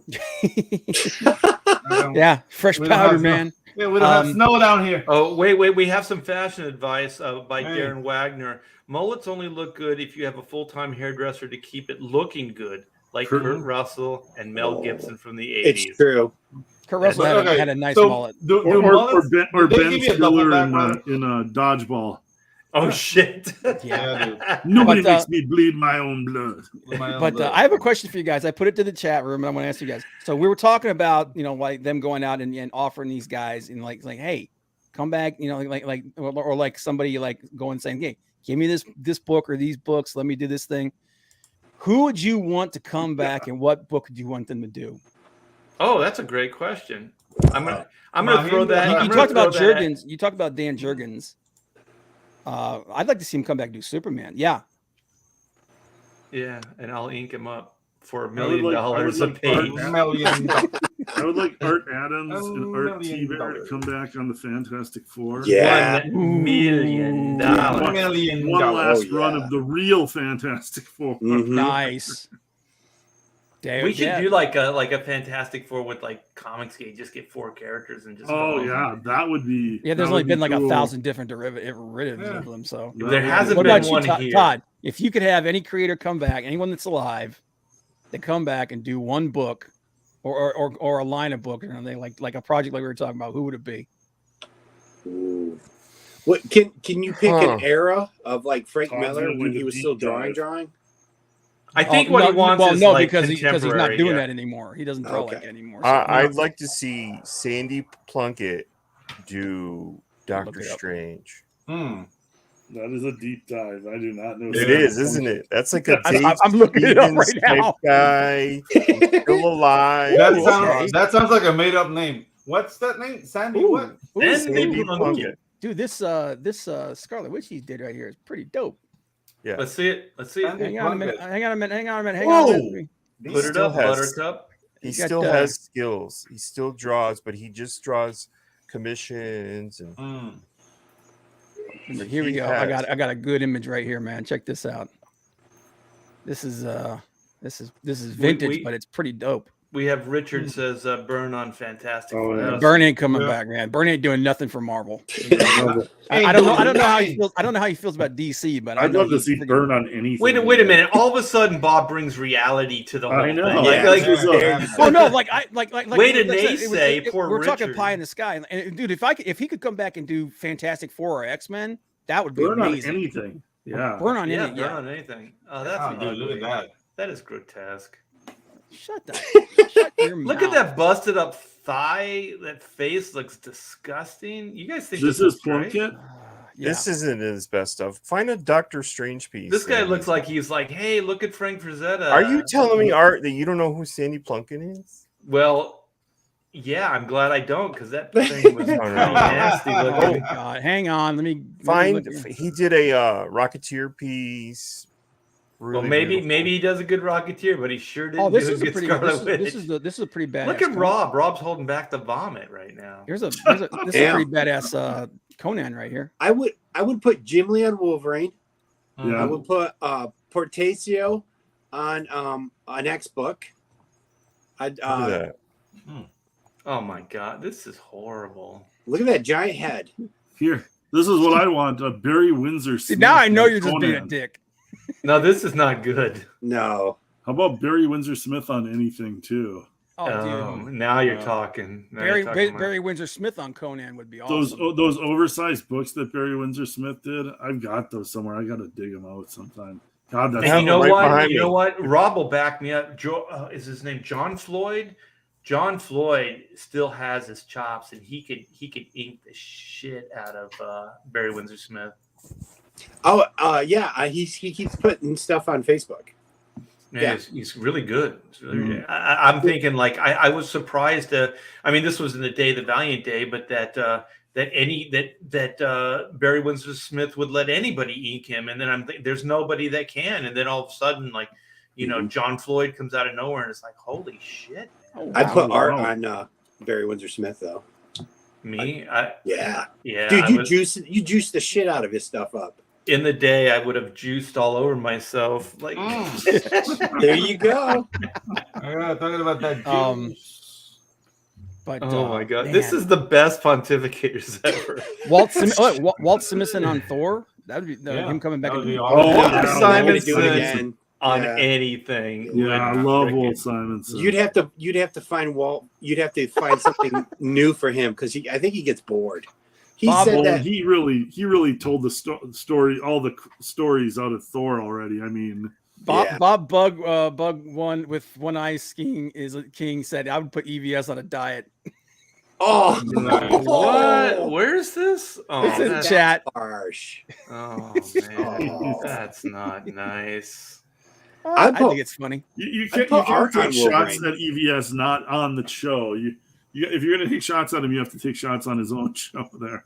Yeah. So he can defend I'd like to himself. see. I'd like to see Ken Rockefort on like a Dr. So Strange. what is this? What is this? Yeah, Yes, Todd, sir. you're muted. You're muted, man. You're muted, Todd. Oh my This is god! Massimiliano Frazzetto on the Keepers of the Mazer. Oh series. shit! I know who that is. Yeah. Watch this. Watch this. I got some better stuff than that. He's the heavy Oh. metal guy, right? Yeah, Oh. yeah. If he did Wolverine, it would pop like you wouldn't believe. Ah, you need somebody cool. That was too quiet. Wait a minute. He's like a Barry Windsor Smith. Yeah, he's really I can't good. tell. It looks quiet. It's hard to tell from the book. It looks There's not quiet. enough energy. It looks quiet. Maybe it's the coloring. Let's put I'm art on muted. Wolverine. Art would probably be Yes. awesome. Yeah. Art, would you do Wolverine? Look at that. Oh, cool. Yeah. Yeah. Art? I have all of. Art's always got the like nice oversized All the books. books. He has all the books. I would bought, you do I bought Wolverine? all of these. This is how much of a fan. I bought these all in New York, and I Mm. carried these all the way back from Oh New my York God. to California. It was so freaking heavy. Wow. Art, Well- would you do Wolverine? If I was going to go back to the mainstream, they would Yeah. have to pay me a lot of money. But this Okay, is pie in the sky. Yeah. So Oh, I'm would sorry. you pencil and ink Wolvie? Yeah, I guess. Yeah. That'd I be don't cool. have a whole lot of interest in it right now. Exactly. I think Black and White's doing pretty good. That's, Yeah, dude, that's like, Art's way of Art negotiating. won't own Wolverine, so why go? Oh, dude, look at that. That's Yeah. cool. Yeah, Really this good. this guy is so freaking good. That's the thing that Comicsgate has opened the eyes for a lot of people is you're doing your own books and they're doing well and you're building your following and And you making own it. money. Yeah. And it's like you lose the desire to go on work on other people's stuff. Right. It's true. Like, you got your own stories you want to tell, you got your own characters. And you own it.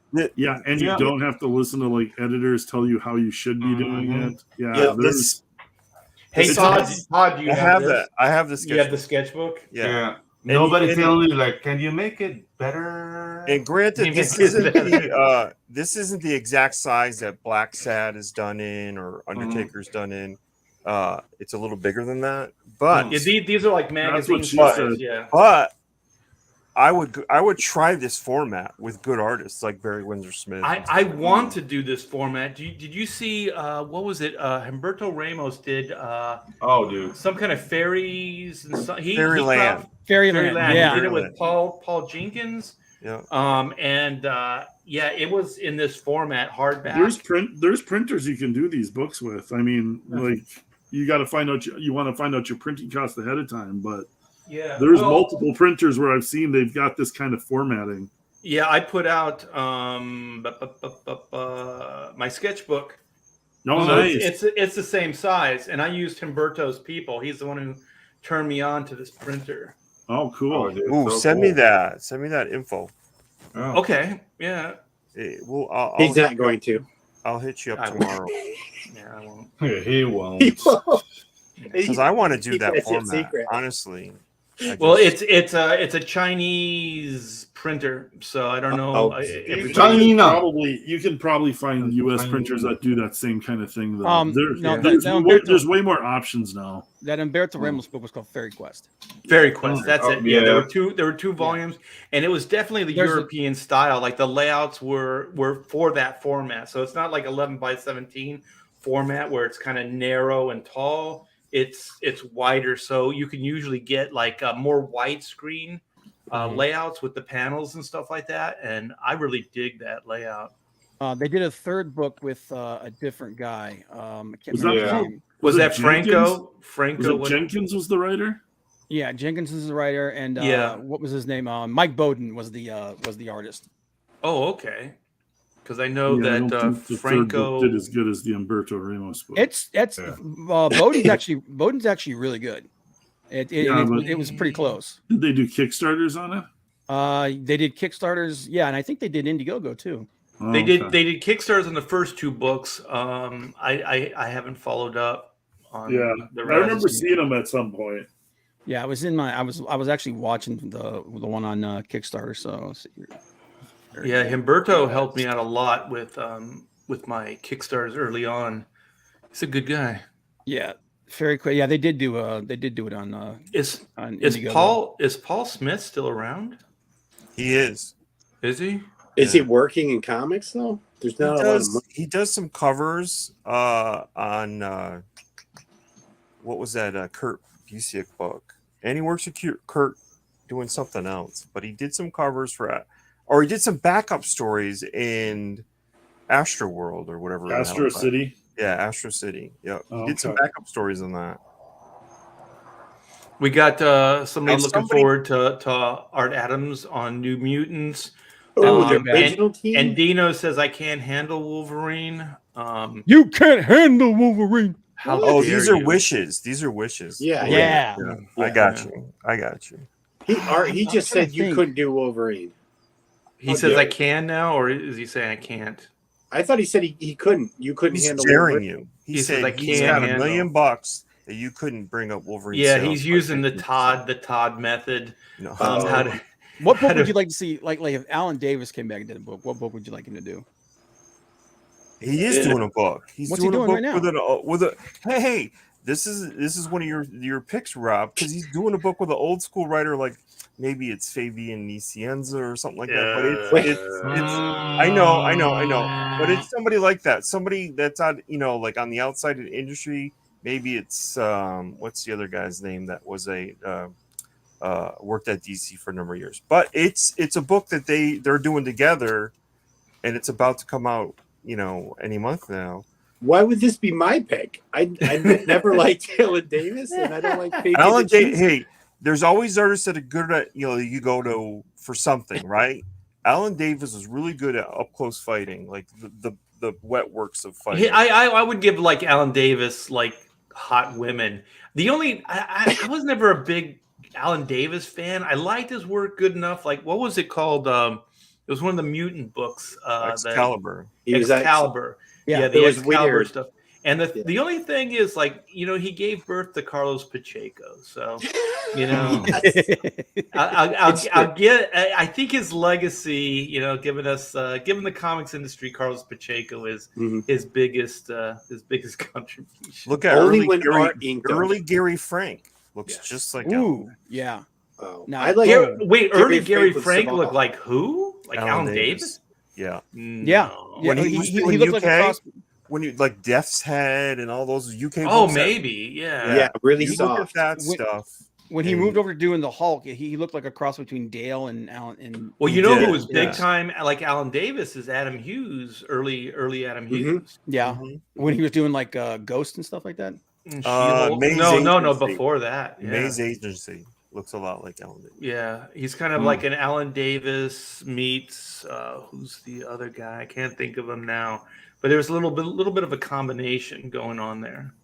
Yeah, and Dale Keown, he's like he was John Byrne, right? In the beginning, trying to do John. With a lot more line work. Yeah, Yeah, with if you're going back to Air Cell, that stuff kind of does remind me a little Burnish.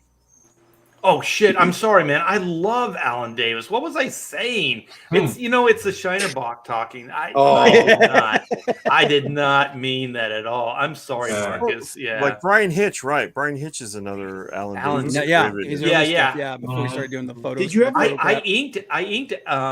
Did you say Brian? Ryan Hitch. Ryan Hitch. Early on, yeah, when he was definitely inspired by. Was he Alan still Davis. Alan Davis? Yeah, he was. He was Mr. Alan Davis. Did you ever see the? Oh, did you ink? Did you Brian ink the Hitch Adventures Alpha of? Flight? Sorry. Oh, sorry. Did you guys ever see the Brian Hitch like it was a What If Alpha Flight issue? Yeah, That's It was what got he- that one. that was my favorite Brian Hitch ever. I got the. He did an Adventures of Superman with Maxima in it. Yes. That was a really pretty looking book too. Was that the one you inked, Art?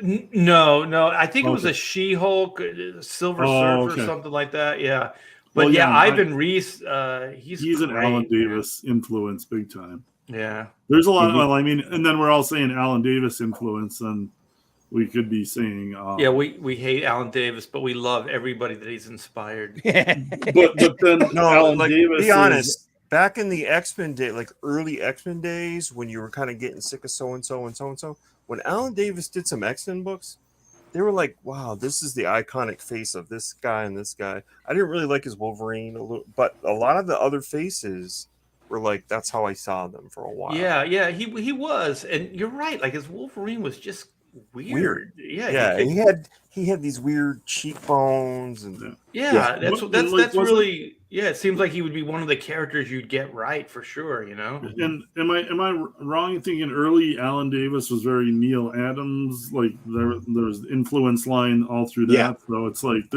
I always like to go back through where people got their influences and stuff. I always felt like Alan Davis. Maybe he watched too much Doctor Who or something because he was worked cool on and this. weird. I did the Armageddon, I think maybe just the cover. No, I did some interiors too. you know what we should do a show someday where we go this artist and then everyone tells you, "Oh, my favorite work of his was so and so." Didn't they like I could switch do the that all Armageddon? day. That's Didn't not they bad. Hey switch the Todd, Armageddon you know movie? what? Todd, we Oops, have sorry. a green room where you can contribute and you can say those things. Yeah, yeah, it would be better. There's a lot of butt stuff in the green room, so Yeah. Well, see, Todd, we need you, man. You're the highbrow guy. We need, Yeah, we need Exactly. you You in there. need to elevate the green room. Just Yeah, because we'll just talk butt stuff constantly. I'd like to see. Didn't they change the ending to Armageddon 2001 because it leaked or something? They changed it from Probably. Captain Adam to. Come on, we've got a room full of comic nerds in here. Somebody has to remember. Oh no, you're talking about the Crisis of Infinite Earths. He was Captain Adam was supposed to be the monitor, the anti-monitor. I mean, No, not Monarch, and it was Monarch. still, Yeah, Monarch. Yeah. And it wasn't Crisis of Infinite Earths. It was Armageddon. Are you sure? It was Armageddon, It yeah. was Armageddon 2001. Oh, God that weird. damn it, Bob! This Wait a comic minute. book trivia. Wait a minute. It was Crisis the of Infinite Dan Earths. Jurgens stuff. The With Yeah, Armageddon. it was Dan Jurgens. Yeah, Yeah. and Time Rider, and right? It was supposed Time to Rider. be. which Yeah, artists Time Rider, yeah.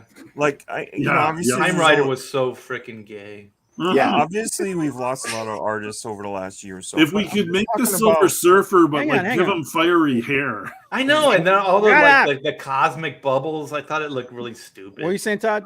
which artists do you miss the most? That God. over Perez. Neil Adams. 5 years ago. I'm talking over 5 years ago. He's been gone for a while. We should I'd do say- an RIP I'd say- show. Art, did you ever work with Mike or Ringo? No. Mike Waringo. Oh man, That guy was a hack, right, Rob? I wasn't a big. I will fan of his reach stuff. through this freaking camera and snatch your soul out. I'm He was thinking okay. I'm thinking Art and Rob have got their own Dude, story. oh man, talking about Mike Ringo. When he was super Mike cartoony. S. Miller was gonna draw over top of that. sketch Oh, he had, that broke my heart. dude! I was screaming at my camera. I was like, dude, don't you do it! Hank Hall, that's who. Don't you do it, man! I was like, you gotta understand, what we got of his work is all we're ever gonna get, and you're No gonna kidding. pencil over top of that that thing. was so gratuitous. Ugh. It was like, and I was like, and the thing that pisses me off, and I will never forgive John Malin for this. We convinced him to just photocopy it and draw over that, and John comes in and goes, "Just do it." And I was like, "No!" Yeah, but I I was think like, I think "God John damn just it, wanted we to see if he spent 2 actually hours do arguing it. with this dude, get him to stop. I was like, If there's a bad Bob, decision some to be people made, like to Mike watch will the make world it. burn. oh my god, Yeah, I was exactly. so, dude, I was so. Hey, I was can so you name like disappointed. an artist and go, he's the definitive of this character? Like, okay, for instance, Rob Liefeld's Cable. Yes. good. Yeah. Claudio No. Castellini, Silver Surfer. No. Ron Limb. Oh, You know my Mm. favorite Silver Surfer is actually Jean-Claude Mobiez. That one shot he did with Buscema for Stanley. me. Badass, man. That Maybe. Buscema Thor, Buscema would be Silver Conan. Thor cover kind of. That's You don't freaking think- you don't killer. think Win- you don't think- captures like a whole. You don't think era Barry for Windsor me. Smith would be Conan? Mm-mm. I didn't really care for His Barry Windsor his- Smith's Conan. his Conan was really Jack Kirby. Very Kirby. Yeah. Yeah, I can see that. So Super clunky. Yeah. Wolverine for Wolverine, I think it's Mark Silvestri. Yeah, I definitely. can see that. Silvestri. And I'd go John Buscema for me, Conan. for Superman. Yes, I would too. Probably Yeah, Definitely Buscema for Conan. Superman for me. sure. Toss up is Jurgens and Byrne. You know, I really hate, like, as an artist, I can name so many guys who are so, like, kind of out of the industry that I really wish weren't. Like the Mike Grells and Tim Trumans, and, you know, There's so many people. it's just, You know? sad that, Yeah. that are, so, like, a lot of American guys that page rate is silly to them. They Now- still do cons. Mike Grell goes con. to Oh, con. yeah, he does. He does. Yeah. But yeah, Next- he won't draw a page though. It's not worth it. Right. Okay. Marcus has got one Ordway for Superman. Ordway's good. Marshall Rogers. There's a blast from the past. Wow. I'd put Marshall Rogers on Batman. Get him back On on, Batman, the Batman for book. sure. Yeah. Yeah, I would- Somewhere in this comments was one of their wishes was a Michael Golden, and I do like old Michael Golden. The new, like, when he, like, remember Jackie Chan or something he did. That was kind of weird. 80s Frank Miller Daredevil. Aparo Nice. for Batman. Wow. Yeah, McFarlane, Spider-Man. I'd say Jim Lee on Wolverine. So we're talking even if they're Well, if they're- Jim is so similar to Mark when it comes to Yeah. that. Yeah, What's that- the- I just feel like I feel like Mark. You talk about that visceral style, man. Like If he really had Scott came into Williams- his own on Wolverine. Yeah, if Mark had Scott Silvestri Williams, didn't- Stan Green mushed him a little. Yeah, Sylvester didn't look like Jim until Jim showed up, and then Sylvester saw some of Jim's stuff, and Yeah, and then now got he's influenced into it. yeah, and now he's past him. So Well, Yeah, Art, you that- have those stories, right? Who influenced who? With Jim and Mark and Scott and you. Yeah. What do you think? What do you yeah, think? I about- think like at the core, the West Coast look that we all kind of helped throw our 2 cents in and create was it was Gil Kane inked by Klaus Janson. It was on a Daredevil issue, and the DNA is there. When I first started inking Jim, I brought in some of the more Barry Windsor Smith influences. Mhm. So if you look at that stuff, there's a lot of the bloops and more of that kind of liquidy kind of feel. I think Scott kind of adopted some of it, and so like Scott and I kind of just became almost like each other. So like the early influences that we first started bringing into things, we just kind of homogenized because we were also bouncing back and forth on the same book a lot of times. So between him and I, we were pretty much inking all of the Will Portacio and Jim Lee stuff. So we just kind of we never talked about it. We just did it, and I think it was just mutual admiration. that we just ended up adopting to to that style. Do you know why Dan Green was inking Silvestri on Wolverine at that time? Was it just because he was on Uncanny with him? Well, I know that Silvestri hated Dan Green on Wolverine because he was trying his hardest to get me to work on that book. I just couldn't take it on. But the thing is, I look back at that stuff. It's awesome. Like even then I didn't really know what Mark was talking about because I thought it was gorgeous. I thought Dan Green was just the right amount of just bombastic energy. But I think what Mark wanted is he wanted that West Coast, you know what I mean? Yeah. He wanted the commercial. He wanted that more commercial look that he wasn't getting with Dan Green. But I still think, like, based on what it is, it's still brilliant. Like all that Wolverine run is fucking amazing. Oh yeah, it's great, but it held Mark back for a couple of years from, I imagine Mark probably looks at like what would he have been offered before he had left for Image. Yeah. If you were inking him or Scott was inking him, like you could tell it just wasn't the same energy that we saw out of you. Yeah, it would have been a lot different. And I remember Mark was trying to get me to do Cyberforce.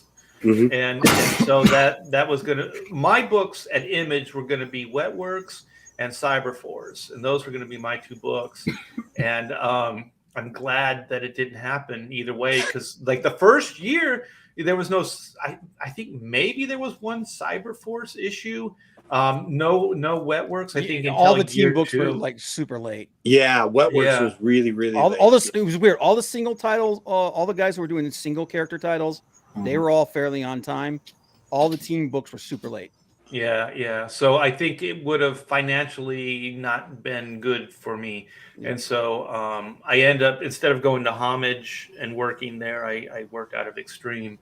And you taught a lot of those guys everything, right? Yeah. Richard Gradwell, I can answer that question for you. Yeah, Art inked Will Spartasio on X Factor and X-Men. Oh yeah, that's tough. I think that's an easy statement to make.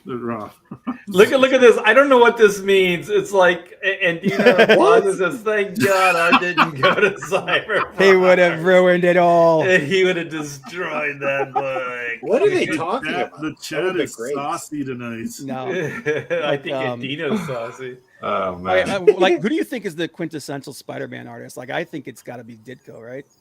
You know what? Ditko for me. A lot of people say Johnny Romita Sr. And I think like he did the babes, like he did the best kind of like Gwen and MJ. Gwen and MJ looked best with. But Spider-Man, like Ditko's, he was wiry. He was kind of thin, and I like that. Like I don't know, like Johnny Romita just kind of made him a little too thick. But he hit that era. Like he made it feel like even reading back on it, it felt like the 60s kind of. Like he just made the city and like everything around Spider-Man. I don't know. It was lightning in a bottle. No, you're right. You're right. I mean, it was a beautiful book. He did great. I feel even bad saying it, but for me personally, I just thought Spider-Man looked a little too much, I guess, like a superhero. Like I thought like the body type, like he was just a kid, right? So I thought like that kind of more like spindly or he wasn't scrawny. He still had muscle, but just he was really lithe and agile, like Spider-Man was supposed to be. Yeah, and I think like Todd McFarlane was able to kind of take that. He had muscles, like Todd defined the muscles, but he also had that wiry look. Bones made out of rubber. Yeah. Right. And I thought, like for me, like Spider-Man should always kind of look more, I guess, like Bob said, rubbery. Just kind of just really agile. Now, all right, I got a fun one. I got an idea. Okay. We're sitting down. The Image 7. What book would you want those guys to do today? Yeah. I would like to see Mark Silvestri on Batman, but I know it'll never happen. Pie in the sky, Art. Absolute pie in the sky. Because here's the thing: some of those guys, they have degraded. Like Eric Larson, I don't know what the hell that guy's doing. Well, I'm sorry, Eric. I used to consider you a friend until you turned on all of us, but I never liked his work. No, he had a lot of. I kind of put him in the same category as Rob Liefeld. He had a lot of energy. No, But Mm-mm. man, you look at his stuff now compared to what he was doing before, and Yeah, it's like, what the freaking hell happened? I have to Zipatone admit though, saved his ass. the best Yeah. thing he did was like the first year or two of Savage Dragon. I mean, it I was like kind his of like I like his Amazing Spider-Man stuff. like I thought like Savage Dragon, it was like the right character, the right concept with the right artist. Mhm. Like I thought his Spider-Man stuff was I didn't really care for it as much. You know who's a good combination of old school, new school, who grew on me over time, is Todd Knock. This guy. Todd Knock. Yeah, Todd Knock has really kind of grown on me over time. Who? 'Cause you look at his old stuff, and I don't really have the same appreciation. But yeah, that Stargirl, and he did the Gwen Stacy thing that they put into one book that got canceled in the second issue, which was selling really well. It was ridiculous, Marvel. And he's done a lot of other little things. He did Young Justice, and that's probably where he really started to come. He does the younger characters really, really well. Did you ink him art ever at Extreme? Yeah, and I inked his early DC work as well. Because wasn't he Larry super Stucker, who ended up Yeah. inking him a lot, Yeah. was protege. And then when I left Extreme and some of those inkers came over to work at Hack Shack, Larry was one of those guys. Did I always heard Todd was super fast. He is very fast. Yeah, so Yeah. smart betting- businessman for comics, especially He's in those days. he's amazingly focused. This is how he got fast. He overheard a conversation between somebody, and they were talking about John Byrne. They said, "Man, 3 pages a day, that's going to be really hard." And he's like, "I'm going to have to draw 3 pages a day." So he taught himself how to be fast. Yeah, Well, I remember having a talk with Rob Liefeld in the day, and I had a little beach bungalow studio / apartment, and he used to hang out there, and he had his lap board, and we would just draw and hang out. And he started, hanging out with McFarlane, and then he's like, "Art," he goes, "you need to come up with the system, and you need to get fast." I go, okay, because I was going to art school, and I was like, trying to learn and all this stuff. And it's like, just get a system, And he said, and then just bang out work. He goes, "The only ones that are making money in this business is Ron Lim and John Byrne, because they can do multiple projects. Because like people go, oh well, comics they were always successful. They weren't always successful. No. Like most of us didn't work. Like when I first broke in the business in the mid 80s, they were talking about the comics, going away then. Yeah, Well, there was that. What was that period? Was it in the early '80s that DC almost went bankrupt? Or was it in the '70s? It was probably the '80s, around there, because that was the doom and gloom that I got hired under. Yeah, comics have always been on the verge of going under. Yeah. And then they go this big boom. I remember trying to break in the late '90s, and I remember comic pros that I would talk to at cons and be like, "Oh, you should have been here 5 years ago." What was it? The industry? I don't even know if the industry is going to be around in 5 years, but boy, 5 years ago we were making a ton of money. Dude, that's in every industry. Animation has that going out of business sign on every studio, wherever you go. It's just like, oh, well, doesn't Disney has, what do they call them, the golden, what they have, the Renaissance years, and they always 90s. Have these periods from this time to this time, a 10-year period where that was the Renaissance. Yeah, the 80s was horrible. After the Black Cauldron, they lose so much money. Don Bluth was kicking their ass, so everybody was losing their hair. It's I'm going to be out of a job. And then this recruiter called George Mitchell came in, and he recruited the animators and basically the production for The Lion King. That movie was a Hail Mary attempt. He was Disney was on the way out.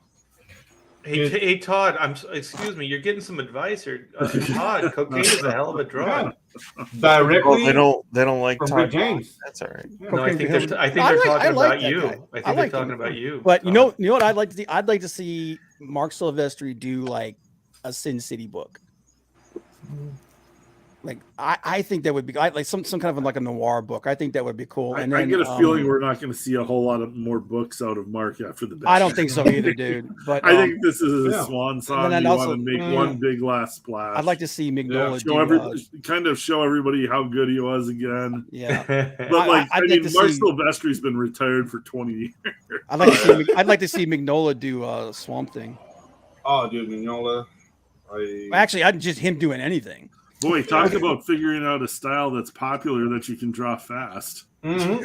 Yeah, but Mike Mignola, yeah. Dude. How many things do you think Mike Mignola could put out if he really had the press? Look at wait, I got to read this. Oh, 20. wait, here it is, right here. Yeah, Like he can draw a book like way less than a week. Yeah. Marcus says like I'm old. I'm 57. You're a young punk, man. Dude. I told him like everybody on this panel is old, man. I was like, if you combined all our ages together, we'd probably crack about 200. What? I'm only 35. What? 35 selling heroin. Yeah. Rob's pushing 35. He's been pushing it for 15 years. Yeah. Todd broke in when he was 10. Like he started working when he was 10. No wonder I made all those mistakes. I was only 10. It's weird. Everybody's 10. like, oh, Aiken with Crayola. What's his name? Like Rob Liefeld and Jay Lee. Those guys broke in when they were still in high school. Rob broke in when he was still in diapers. Yeah. Rob was like 17, 18. He was he was super. Rob was drawing pages in high school. Jeez, man. You could tell like his Spider-Man annual that Liefeld was really young. That was rough. Amateurish. Richard grabbed himself. This panel is great. No drunk drama. Wait a minute. Here's the question: will Rob put out not yet full? Art is drinking. Will Rob Liefeld put out a full comic? Yeah, again. Oh, I don't know. Didn't he do? He did a Deadpool, like a full Deadpool comic. He did. Didn't he do? What was based on the Snake comic? Eyes? Snake Eyes. Snake Yeah. Eyes? Oh, Snake that's Eyes. right. He did Snake Eyes. He did that. Like He He's didn't got finish it, one. though, did he? He's got one coming out too. So. Yeah, he's got another one Okay. coming out. Yeah, he did the Shield, like a year ago. He's found a niche. That didn't happen though. He got in a fight with the publisher. Yeah. He's found this niche where he only has to draw the first issue, and then he just brings in somebody in to draw them. Yeah. Yeah, I'm assuming that. Keeps him in the news.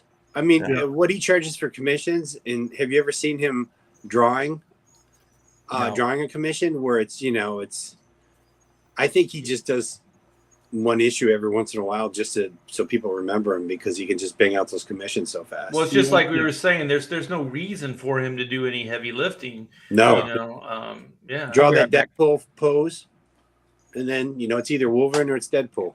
It's either Wolverine or Deadpool. Well, and I think he's still floating some stuff out there, trying to get like movie production. Get some stuff optioned. I think that's where his interest is. There is a Youngblood thing going on, but yeah. He'll do covers for it. Is that ever gonna stop, though?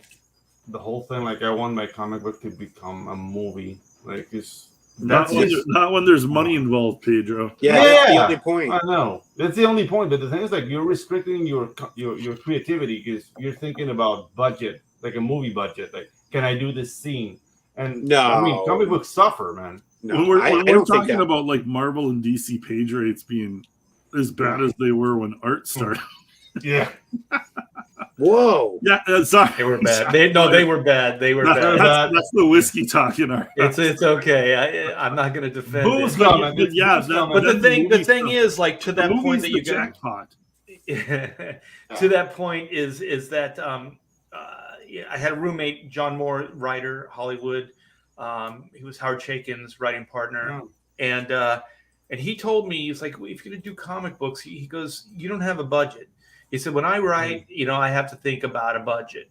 When you do a comic, never think about a budget. Meaning, if you're thinking about selling this concept or whatever it is, don't do it that way. Do it full balls to the wall. Mm-hmm. If somebody likes the concept, the characters, all that stuff, they're going to figure out a way to do it on a budget. If indeed they have a budget to work with. Otherwise, just do it all the way. Don't compromise. Do everything you can. And I always thought that was good Okay. advice. So Yeah, Jimmy, in a comic book. Jimmy Reyes is mentioned Joe Mad, so I would like him to make interiors again, and J. Scott Campbell to make interiors again at some point. Like, I in would the love sky. to see. I would love to see J. Scott Campbell like draw like a full comic again. Yeah, Dude, exactly. yeah, that he any cared, comic. that he cared about. Yeah. I mean, Yeah, you sweet- know, when he started on Danger Girl, the Mhm. thing that was really cool about that, and I think what lit me up was that he was drawing backgrounds and environments. You know what I Yeah. mean? Like Crazy he stuff. hadn't done that before. Yeah. So like all of those Jeeps and stuff like that, and Yeah, those he boats went and all- stuff. He went all out on that. Yeah, they were really well drawn, and I was like, wow, this is pretty. Danger killer Girl is stuff. one of my like favorite comics. I Of don't know if course you it guys is. noticed, but I kind of like J. Scott Campbell. a little. What? Just a Really? little. Well, if J. Dude, Scott I would- Campbell is listening, you still owe me some original pages from Danger Girl. Oh, He does. Did you I ink never some of got that, my Mark? art returns. Yeah. Oh, you Did you ink serious? some of the Danger Girl stuff? I inked 7 or 8 pages. So I think how many Oh, is that, wow. Rob, that I should get back? 2 or 3? You should get 3 back. Three back, back. It's every You get third page, right? third of the artwork back. Yeah. Yeah. I'm betting And he it's doesn't probably have any already of them been anymore. sold. We are opening old Been sold wounds. for 10 years. Pontificators, yeah. What did Oh, you say, know Clint? what? We should. Wait. What did Clint say? I said I bet he doesn't have any of them anymore. No, he doesn't. I actually did talk to him about that. He goes, I'll pay you for them. He said, but I don't have them anymore. So he was a good guy. He said, I'll pay you for that's them. decent. And then I Cool. said, well, you know, these pages are worth like 10 grand now. He goes, I ain't paying you that much. he goes, I'll pay you what they were worth when you got them. Yeah. Did you get a cover out of them instead, Art? I They did have to draw ask a him. cover I for did you. ask him, Rob. I said, can just let me ink you or something like that. He goes, no. Oh, No. man. He A should one, draw a oh, black and white for you. cover, man. No, Yeah. Either way, there was. You were It was gonna a get still a anything no. out of it. Yeah, it was still It's a still no. a no. Like he just kind of wanted to give me the easy money. Like, oh, here's $1,000 $200 a page. Yeah, something like that. Here's And $600. like what J. Scott Campbell's doing now, like all he does is covers, he does his pinup books, he puts his own books out. It's just because there's so Statues. much more money in it for him doing Dude, that than the crazy putting out a thing- whole Dude, comic. the crazy thing with him too, when he does these covers, he does like 6 different friggin' versions of the cover. Yeah. It's like variants of a variant. Right. Yeah, but the He's guy gets to selling sell. all of Catwoman those cover he did. sketches and Yeah, all He of sells the those sketches. Those sketches Dude, go those for X-Men- thousands of dollars. Those just X-Men a covers he sketch. did, where he did all of them in different time periods, and it was the same poses, the same figures and everything. He just changed all their costumes. Yeah. And he It was draws ridiculous, man. for It was the like 6 different versions of it. Yeah, he draws for the Disney Gallery too. So he does high end prints. I think Humberto Ramos does stuff for the Disney Gallery as well. All right, Oh, so wow. we're at 2 hours, Art, but I have one more topic I want to ask you guys about. Oh, It's here the big comes hot- the bug stuff. It's the big hot topic, man. Ugh. AI art. In comes the butt. Oh, okay. No, All right, Bob. we you already got- did the butt stuff. That was the Joker. He craps out the baby. He craps out the baby. Yeah. Mud baby. AI art. What So how do you think? feel about AI art, Bob? I can't even say it. Honestly, I'm of two minds of it. I don't like it, but I think it's inevitable. I think there's going to be losers and people that want to save money and cut corners that are going to use it. And anytime I see that, at least in the not too distant future, I'm going to think they're a bunch of losers because I don't see any merit in it at all. Yeah. Mm-mm. No. Yeah. It you isn't seen the- going to tell a story. I'll tell you that. It can't tell a story. But Wait. like if you wanted to say, oh, I need some concept art, it's probably the easiest, fastest way to get some ideas. Like I want some new Asgardians or something, and then you kind of go from there. But yeah, it ain't gonna tell a book. I mean, they Asgardians? tried. Todd, It's terrible. have you seen the Google GP AI or whatever it is? No. Oh, you gotta Google it because I'm already screwing up the name of it. But there's multiple versions of it already. Where you go to the website, you can register, you can sign up. You could tell it, write a story about Todd and his dog on an adventure to Disney World, and in 3 seconds it'll write you a short story.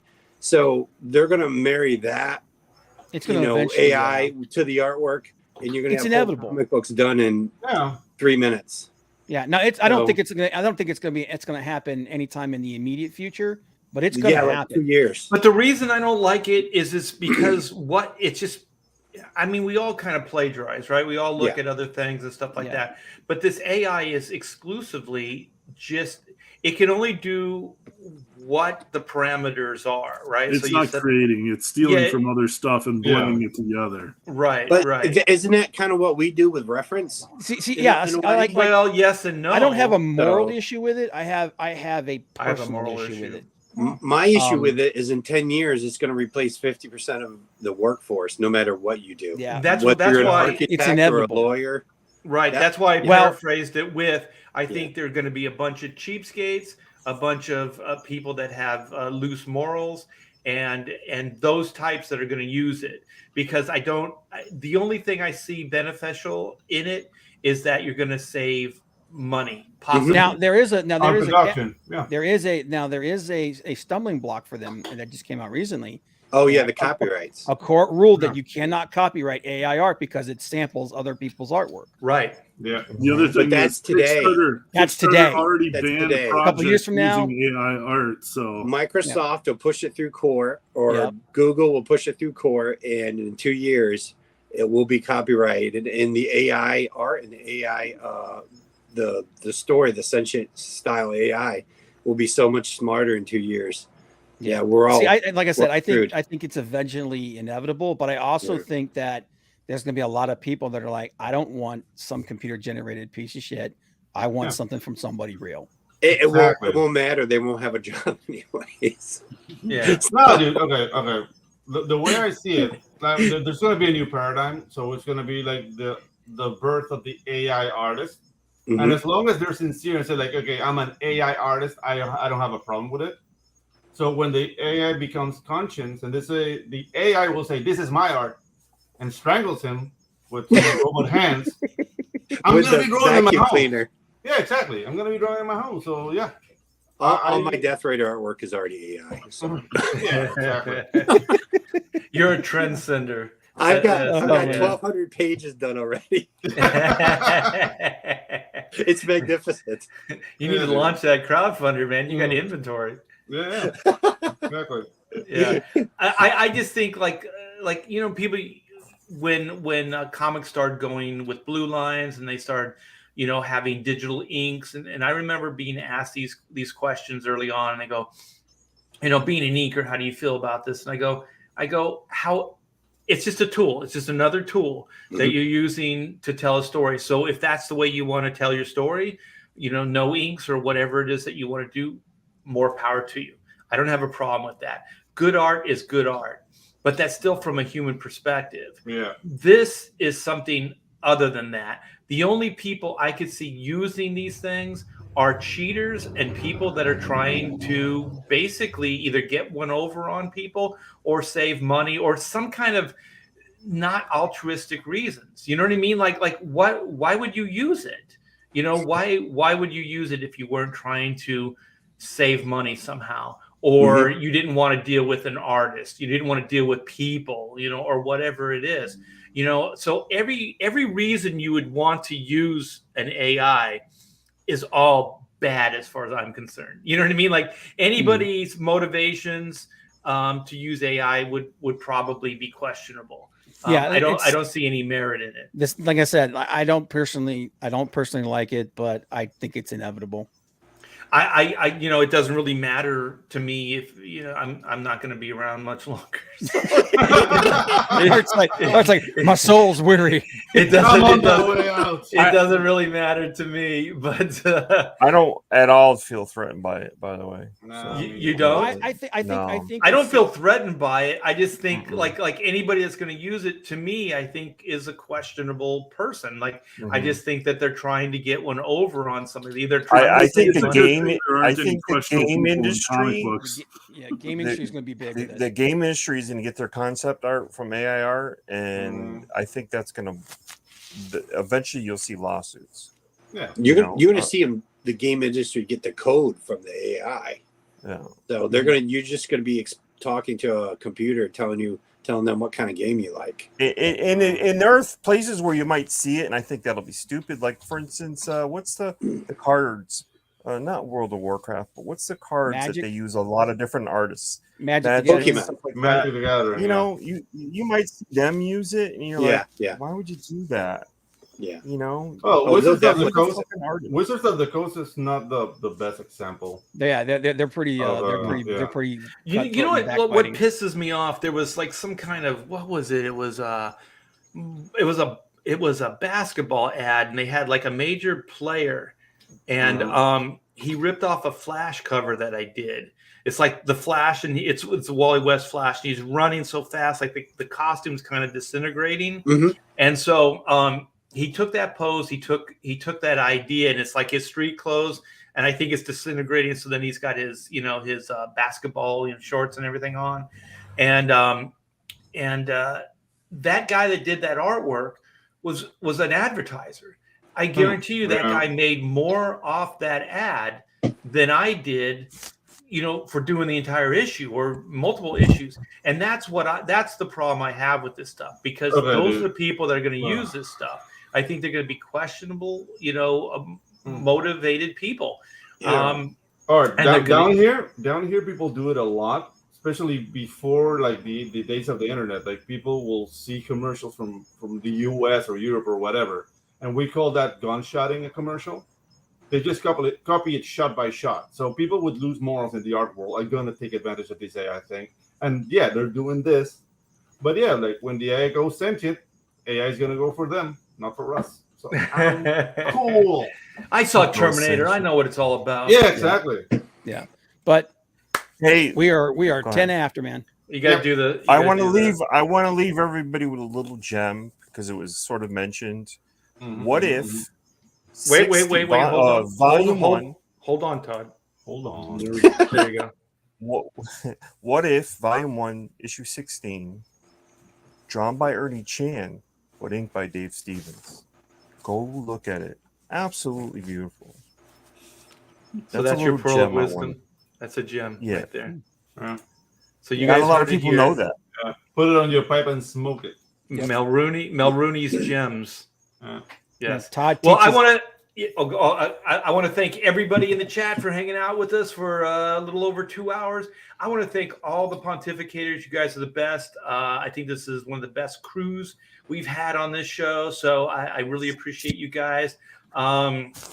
And Happy New Year to everybody. Happy New Year, 2023 guys. is going to be great. We got Death Raider, coming up by Rob. He still has his pre-launch.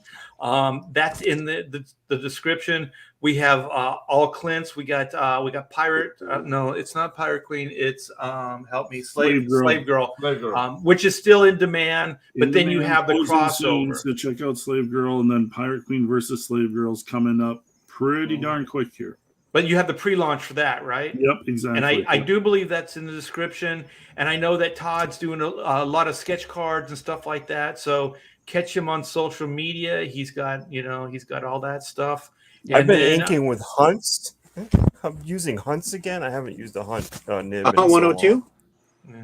A 102, a 100, 104. What? Just It's 102. awesome. Hey, I can't get Art to do a tutorial on how to use that and stuff, man. You need to do it. Oh my God, You- Art, you we know- should you get know what? together and Don't tell. You should Don't give us tell some him, Art. tips. I don't know how to file it. Or... Microns. Yeah, Microns for everything. Tell him. And wait, I'm even going to do the sacrilegious. I hate all of you. Microns don't like Yes, alcohol. Mark. Sharpies. There you go. No secrets. Even No even secrets. better, just do Nothing- the two outside nothing. lines of a thick one with the micron, and then when you scan it in, just drop it in with Photoshop black. I hate. There you all. go. Teach all the kids how to hack. Nothing. I'm trying Way to. faster. I'm trying to save these friggin' skills for the future because we're gonna Yeah, need no. them, and you guys are like, screw it. Cheaper, quicker, what, faster. Bob, Bob, Bob, that's for the generations that I Oh, extra trained. black. It's up to them Yeah. to keep the tradition. No, Oh, man, I'm we're in the done. fourth turning. Don't you understand? Everything's gonna go away. We're gonna need Bob, we saved the Dude. secrets for us. Yeah. The What'd you say, secrets are Todd? for us. Yeah. say, No one Todd? else. Speaking of equipment, my lovely girlfriend just gave me this. Your lovely door friend. What is that? What? Girlfriend. I don't know what it is. Oh, Prismacolor. Some kind of marker. Prismacolor. Prismacolors, grayscale. Are cool those marker. alcohol markers? Yeah. Yeah. I like. Oh, I, nice. yeah, So I can Prismacolor's sniff Top good. of the line. Yeah, so I can sniff them. Top and, of the line. And Copics. dude, yeah, like I'm already. I only use oils. I gotta Yeah. learn how to use Copics, man. I've got Yeah, a dude. big set of them. They're just sitting there drying out. What only I have pick to with learn oil. is how to work faster. That's all. Yeah. What I hey, agree. hey, I agree. I'm Resident already putting them to use, guys. So nice, check this out. sweet. Sweet. Yeah. Well, Hearts. this will lead God, look lead at that. into Pedro Very give nice. you have Tropical Magics on Kickstarter, or you have a sign up pre-launch, right? For Sign up pre-launch. We're launching on the 15th, so it's a second chance campaign to get Tropical Magic. 72 pages of action, a little bit of comedy, and no butt stuff. Because we're not rolling. Boo! January No butt stuff. 15th? Oh, Pedro, Yeah. January 15th? Yes, sir. Pirate Cream versus Slave Girl's got butt stuff. Yeah. Oh, yeah. You damn right it I'm does. into the butt stuff for the professionals. That's all I'm gonna For say. the I'm gonna leave it at that. professionals. Yeah. Oh, okay. Well, I'm going to get my plug in. Black and White Man versus Machine Volume 2 is still in demand. We are over 120. You guys are the best, getting us to that big 120 mark, and I do appreciate it every day. It is a blessing to be able to work on this book for you guys, and I'm just gonna keep showing pages, Hey. keep you guys in the loop, and Art? one page at a time, getting to the deadline. You're Yep. you're gonna get that deadline, right? He always hits the deadline. You're gonna I'm get gonna- that you're gonna get that deadline, right? I'm gonna work my ass off to try to get to that deadline for sure. yeah, you are. Yeah, you are. What the hell are you doing, Bob? what the are you fuck? sleeping with the fishes? He's you know being what? You know mean. what? You know what, Bob? I can do this. Oh! Oh, There he goes. I just demoted Bob. Wait, I'm going to promote you again. Oh. I am God here. I am gone. All right, you guys. Well, thanks again to everybody. And this is a weekly show we do every Wednesday night at 8 Eastern Standard Time. And we got to let Clint get some rest those muscles so he can dig himself out of snow tomorrow. So you guys Sucker. take – what's that? Sucker. No sucker. Take care, you guys. Oh, yeah. And wait. Our buddy Chris Wozniak, Oh, yes. Penelope Powerhouse, that is also in the description. Please, So, guys, go look for his GoFundMe. Yeah, dude. He is For the fighting. war He is chest. fighting DC Comics, and they are just absolutely trying to kill the guy. So. Ruthless. We'll get him on next week. We'll talk a little bit about it. Yeah. All right, you guys. Have a wonderful night. Take care. Right.